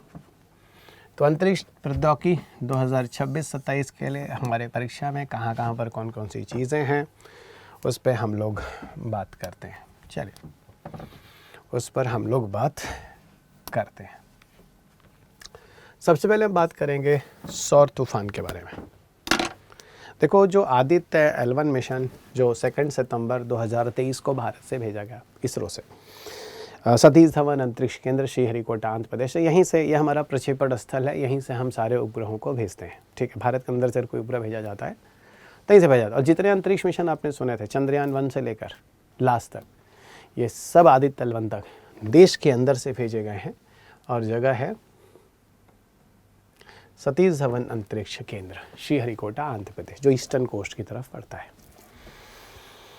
ठीक है, अब ये क्या है भाई, सौर तूफान या भूचुंबकीय तूफान क्या है? एक प्रश्न UPSC ने पूछा था 2023-24 के आसपास कि जो सौर विकिरण होती हैं वो पृथ्वी की तरफ आती हैं, और कभी कभी बहुत तीव्र सौर विकिरण पृथ्वी की तरफ आती है, और अगर पृथ्वी की कक्षा के अंदर आ जाती 36,000 के आसपास तक पृथ्वी की सतह से, तो खतरनाक हो सकती हैं। इसकी चेतावनी भी मिलती है। नासा के जो उपग्रह हैं उस पर वॉच भी कर रहे होते हैं और बताते हैं, ऐसा कहते हैं कि हर 2 से 3 साल के बाद छोटे स्तर का सौर तूफान बनता है, सोलर फ्लेयर बनते हैं, और 11 साल के बाद बड़े स्तर का सोलर फ्लेयर बनता है। 11 साल के बाद बड़े स्तर का सोलर फ्लेयर बनता है जो हमारी तरफ आता है ना, बड़े स्तर का सोलर फ्लेयर बनता है जो हमारी तरफ आता है। कहानी समझिएगा, ठीक है। तो इसको रोकना है, सॉरी इससे बचना है। अब तो इसके लिए पहले अध्ययन करना पड़ेगा ना, और पता ही है जब चीज़ें आती है तो पृथ्वी पर इनसे बहुत सारे खतरे रहते हैं। जो उपग्रह होते हैं वो कार्य करना बंद कर सकते हैं, हो सकता है किसी क्षेत्र पर आए तो उस जगह के एरिया में जंगल जल जाए, कुछ भी हो सकता है, ठीक है ना। हमारे उपग्रह के सिग्नल्स बंद हो जाएं, उपग्रह बर्बाद हो जाए, बहुत कुछ हो सकता है। और यहाँ की जो ध्रुवों में जो कुछ घटनाएं होती हैं, अरोरा वगैरह टाइप की, उन घटनाओं के लिए भी ये जिम्मेदार होते हैं। तो ये थोड़ा ज्योग्राफी भी हो जाएगी यहाँ पर, ठीक है। और ये एक तरह के मैग्नेटिक इफेक्ट हैं, यानी सूर्य के अंदर कुछ चुंबकत्व टाइप के गुण चलते हैं, चुंबकीय गुण अंदर चलते हैं, और जो कुछ चुंबकीय कुछ आयन बनते हैं, आवेश, और बहुत तेज़ी से वहाँ से निकलते हैं। जब बहुत तेज़ी से वहाँ निकलते हैं तो हमारी पृथ्वी पर भी पड़ते हैं, और जब वो हमारी पृथ्वी पर पड़ते हैं तो वहाँ पर हमारे लिए समस्या उत्पन्न कर सकते हैं। जब वो हमारी पृथ्वी पर पड़ते हैं तो हमारे लिए क्या कर सकते हैं, समस्या उत्पन्न करते हैं, ठीक है। तो इन्हीं का अध्ययन किया जाए, जिससे वजह से अगर कुछ समस्या आ रही हो तो हम बचने का प्रयास करें, कोई समस्या आ रही हो तो हम बचने का प्रयास करें। क्या है पूरी कहानी, समझिएगा। सौर तूफान क्या होते हैं, सूर्य से उत्पन्न होने वाली ऊर्जा के तीव्र विस्फोट होते हैं। अक्सर इसकी सतह पर होने वाले बड़े विस्फोटों के कारण होते हैं। चंद्रमा, जो सूर्य की सतह है ना, उस पर बड़े बड़े विस्फोट होते हैं, और जो बहुत बड़े विस्फोट होते हैं, कोई आयन और चार्जेस निकलते हैं, जितनी तेज़ से निकलते हैं बहुत तेज़ी से पृथ्वी की तरफ आते हैं। वही कह रहा है, उसकी सतह पर होने वाले बड़े विस्फोट के कारण होते हैं। ये विस्फोट आमतौर पे सोलर फ्लेयर यानी सौर ज्वालाएं और कोरोनल मास इजेक्शन से जुड़े होते हैं। यानी ये कुछ घटनाएं होती हैं, तो तकनीकी में हम कहते हैं सौर ज्वालाएं और कोरोनल मास इजेक्शंस। ओके एवरीवन, यहाँ पर होती हैं, ठीक है, समझिएगा, ठीक है। ये तीव्र गति वाली सौर हवाएं पृथ्वी के चुंबकीय क्षेत्र के साथ परस्पर क्रिया करने पर भूचुंबकीय तूफानों को जन्म दे सकती हैं। ये भूचुंबकीय तूफानों को जन्म दे सकती हैं, और यही तूफानें जो होती हैं बहुत तेज़ी से पृथ्वी की तरफ आती हैं। एक सामान्य भाषा में सूर्य के अंदर उत्पन्न चुंबकीय आवेश होते हैं, तरंगे होती हैं, और ये तरंगे नहीं, आवेश बोलेगा, मैग्नेटिक आयंस और चार्जेस, आवेश, और बहुत तेज़ी से निकलती हैं, जो उसके अंदर सोलर फ्लेयर यानी सौर ज्वाला के रूप में होती हैं, कोरोनल मास इजेक्शन के रूप में होती हैं। यहाँ देखिए एक पिक्चर के द्वारा थोड़ा सा समझाने की कोशिश की गई है। ये पृथ्वी है, ये सूर्य है, और ये पृथ्वी सूर्य का सौर ज्वालाएँ हैं, सोलर फ्लेयर है, ये कोरोनल मास इजेक्शंस है जो यहाँ से निकल कर बाहर की तरफ से और यहाँ से दूर जा रही हैं। लेकिन पता है पृथ्वी पर ज़्यादा खतरा नहीं होता। क्यों? पृथ्वी पर इसके चारों तरफ एक मैग्नेटिक फील्ड होता है, एक चुंबकीय क्षेत्र होता है। वो क्या करता है, इन सौर ज्वालाओं को रोकने का कार्य करता है। जैसे पृथ्वी पर जनजीवन जो होता है वो थोड़ा सा बचा रहता है, ठीक है। ये पृथ्वी है तो यहाँ जनजीवन बचा रहता है, ठीक है। तो ये बड़ा ज़रूरी होता है। पृथ्वी के चारों तरफ एक मैग्नेटिक फील्ड जो होता है, चुंबकीय जो क्षेत्र होता है, वो कोई आयन चार्जेस इस तरह की चीज़ें आती है तो बचाने की कोशिश करता है। और ये बाहर यहाँ पर हम दूर पर, यहाँ थोड़ा दूर पर, यहाँ पर एकत्रित होती है, यहाँ पर ज़्यादा रुकती हैं। और इस जगहों को बारे में एक वैज्ञानिक था, उसने बताया था, उसका नाम है वॉन एलन। और वॉन एलन के बारे में आपको अगली क्लास में और क्लियर हो जाएगा। मतलब इसके आगे जब मैं और आगे चलूँगा तब आपको वॉन एलन बेल्ट वगैरह समझ में आएगा कि पृथ्वी के चारों तरफ जो चुंबकीय क्षेत्र है उसके बाहर विकिरण आके इकट्ठा होते हैं, ठीक है, विकिरण आके इकट्ठा होते हैं। Clear everyone? और आगे बढ़िएगा। अब बात होती है कि जो सोलर मिशन है कौन कौन से, तो फिलहाल इसमें बहुत ज़्यादा आपको जानने की ज़रूरत नहीं, कुछ मैंने एक लिस्ट ला दी है। आदित्य L1 जो है वो भारत का मिशन है, और विशेषता बताऊं तो यही जानना। लेकिन कुछ और भी मिशंस हैं, जैसे मैंने कहा कि पार्कर सोलर प्रोब है, नासा का मिशन है। ये भी सूर्य की गतिविधियों को, सूर्य में होने वाली विभिन्न रहस्यों के बारे में समझेगा। Solar orbiter mission, solo mission कहते हैं, इसमें नासा और यूरोपियन स्पेस एजेंसी दोनों साथ में भी सौर्य रहस्यों को स्टडी करने की कोशिश करेगा। इंटरफेस रीजन इमेजिंग स्पेक्ट्रोग्राफ जो नासा का, ये भी वही काम करेगा।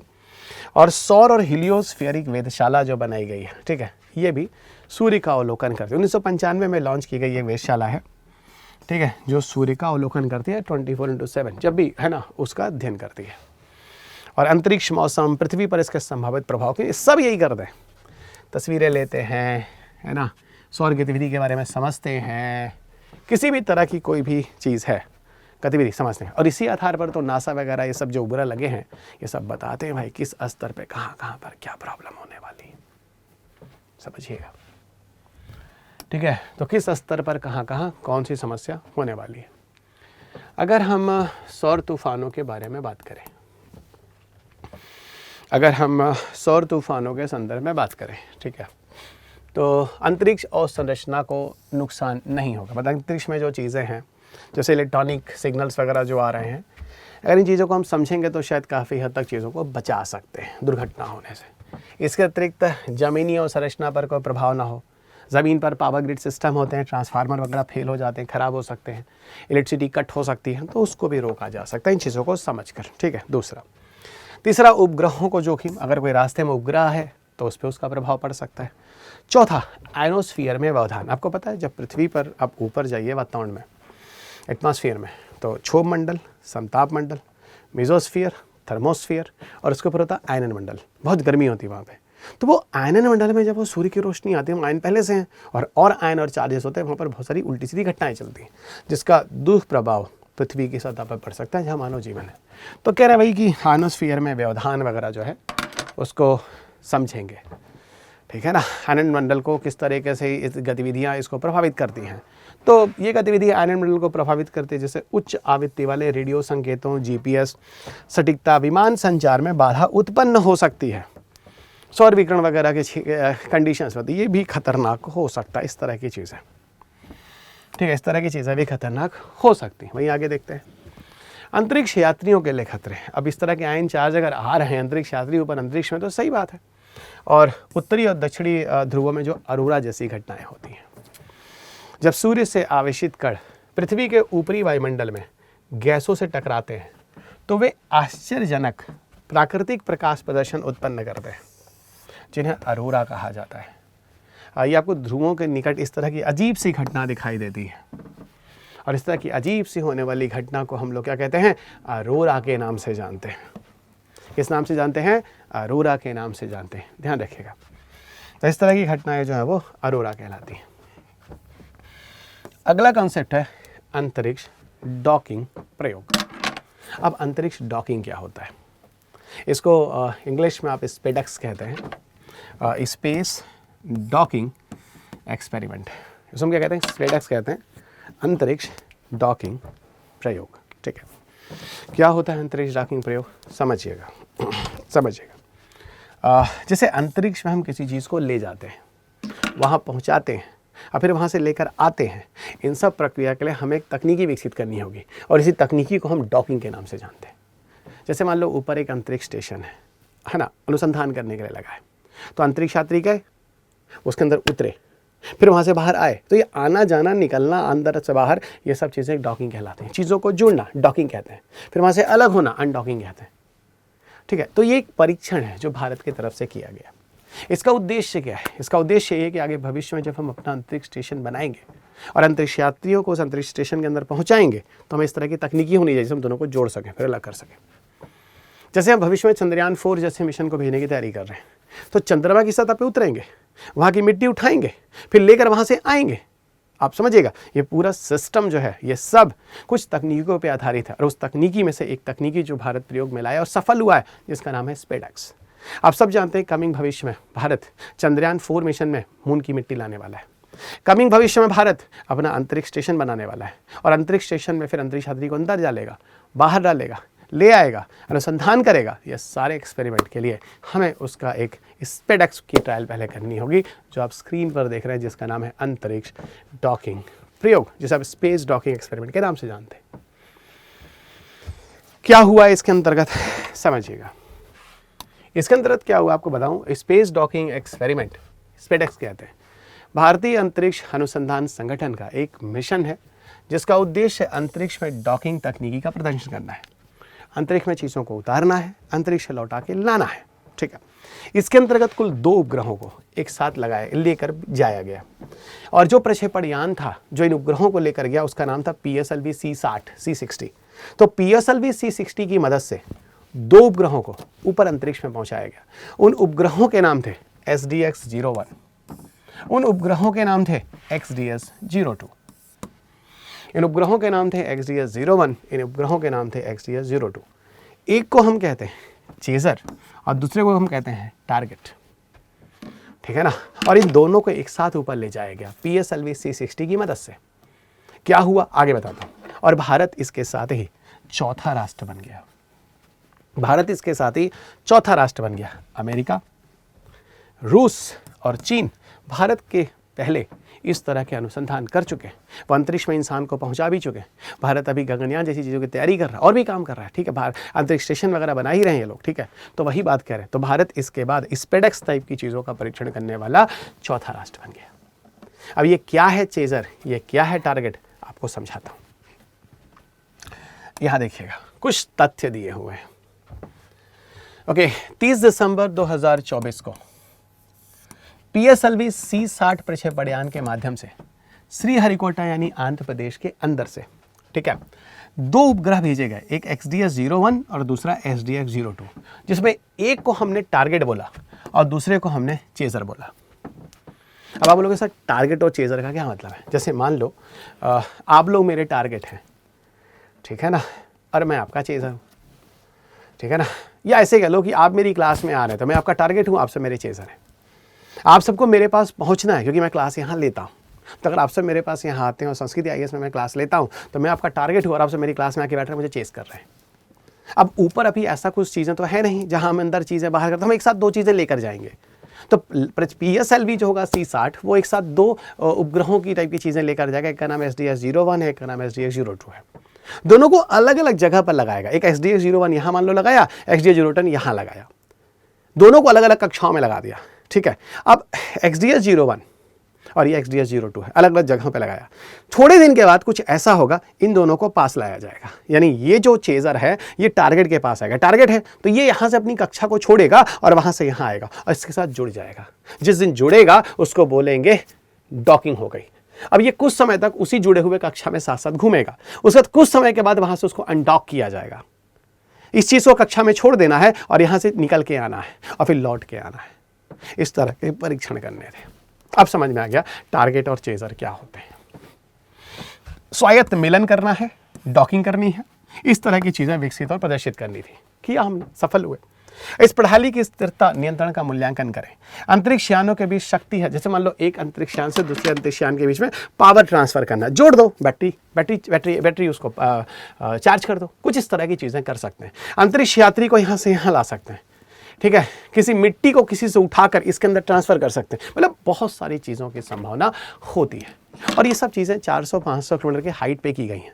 और 400-500 किलोमीटर की ऊंचाई पर जो भी चीज़ होगी, आपको पता है जैसे जैसे आप ऊपर जाते हैं गुरुत्व बल का मान कम होता है। इसका मतलब 400-500 किलोमीटर की हाइट पे जो भी अनुसंधान होना है वो कम गुरुत्व के मान में होने वाला है। तो कम गुरुत्व के मान में हम लोग इस तरह के अनुसंधान करेंगे, ठीक है। मेरे हिसाब से आप चीज़ों को समझ रहे हैं, मैं आपको कहना क्या चाह रहा हूँ, ठीक है। कम गुरुत्व के मान में इस तरह का अनुसंधान करेंगे। तो डॉकिंग जो था वो सफल हुआ जनवरी 16, 2025 को 6:20 पे। अनडॉकिंग अलग कब किया गया? वो 13 मार्च 2025 को। इस तरह की चीज़ें हमने सीखी हैं और इस तरह की चीज़ों को हमने सफल बनाया है। PSLV C-60 के द्वारा एक अनुसंधान और किया गया था जिसका नाम है क्रॉप। अब सर क्रॉप क्या होता है? क्रॉप बेटा आगे आएगा, ठीक है, तो घबराना नहीं, क्रॉप अभी आगे आएगा तब आपको बताऊंगा। अभी यहाँ थोड़ा सा बच के आगे बढ़ते हैं। तो स्पेडेक्स मेरे ख्याल से आपको समझ में आने लगा है। एक मिलन स्थल होगा जहाँ पर चीज़ें मिलेंगी। चेजर होगा वह है जो टारगेट अंतरिक्ष यान के पास पहुँचने में कोशिश करेगा। चेजर जो है वो समझ ही गए, टारगेट जहाँ पहुँचा जाएगा। मिलन स्थल जो है जो मिलेगा जो है ना, वो सब चीज़ें अलग, वही सारी चीज़ें डॉकिंग होगी, वही सब स्टेप बाय स्टेप मैंने चीज़ों को लिखा है जो आप एक बार समझ चुके होंगे बेहतरीन तरह से। ये एक लिंक भी मैंने दे दिया, आप चाहें तो छोटा सा 10-20 सेकंड का एक वीडियो है, चाहे तो आप इसको चला के देख भी सकते हैं। तो मैंने एक लिंक जानकर आपको दे दिया है। इससे फ़ायदा क्या है, स्पेडेक्स का महत्व क्या है, क्या क्या इससे फ़ायदा होने वाला है? तो क्या क्या फ़ायदा होने वाला है? पहला तो अंतरिक्ष क्षमता में महत्वपूर्ण उपलब्धि है। बहुत बड़े बड़े मिशन हम कर रहे हैं, जैसे भारत ने अंतरिक्ष स्टेशन बनाएगा तो अंतरिक्ष यात्री को अंदर बाहर कैसे करेगा? इस तरह की तकनीकों के माध्यम से। उपग्रह सेवा, अब जैसे उपग्रह कोई मान लो ईंधन भरना ऊपर ले जाके कुछ ऐसा कुछ काम करना है, कोई मरम्मत करनी है, कोई उपग्रह खराब हो रहा है, ठीक है, तो वहाँ इसका उपयोग किया जा सकता है। जटिल मिशनों के लिए एक तरह से एक समर्थन होगा। ठीक है ना, बहुचरणीय मिशन है, मॉड्यूलर अंतरिक्ष यान है, निर्माण में कोई चीज़, मतलब बहुत सारे, भविष्य में इसका रोबोटिक्स वगैरह इस तरह का पृथ्वी अवलोकन। अच्छा, ये जब वहाँ पर होगा ना, अपना काम करेगा, तो साथ साथ अपना उसी 400-500 मीटर की दूरी पर भाई पृथ्वी का फोटो भी ले लेगा, बता देगा संसाधन जो दूर संवेदी बुरा कह रहे थे, इससे काम भी करा लो और वो भी करा लो, जितने दिन रहेगा वो पिक्चर उच्चर भी लेता रहेगा। ये सारी चीज़ें हो गई। अच्छा, स्पेसएक्स ने एक और बड़ा अलग काम किया है, जो PSLV C-60 है ना, उससे वहाँ पर एक पौधा को भी ग्रो कराया गया है, और जो पौधा ग्रो कराया गया है उसका नाम है काउपी। इस पर हम लोग आगे बात करेंगे। वही लिखा हुआ स्पेसएक्स ने पौधों की वृद्धि और बैक्टीरिया पर बहुत सारे अनुसंधान भी किए हैं, ठीक है, कि कम गुरुत्व के मान में क्या क्या हुआ है, शरीर के अंदर क्या क्या प्रभाव पड़ता है, ये सब अध्ययन के लिए एक अच्छी जगह है, ठीक है, इन सब अध्ययन के लिए एक अच्छी जगह है। तो ये सारी चीज़ें हैं जो यहाँ पर मतलब कम गुरुत्व के मान में बहुत सारे एक्सपेरिमेंट किए गए हैं। तो यहीं तक हम करते हैं, और स्पेसएक्स के आगे जो है अंतरिक्ष मलबा, ठीक है, यहाँ से हम अगली क्लास में करेंगे, और उम्मीद करता हूँ आपको सारी चीज़ें बहुत अच्छे से समझ में आ गई होंगी, ठीक है, आपको सारी चीज़ें बहुत अच्छे तरीके से समझ में आ गई होंगी।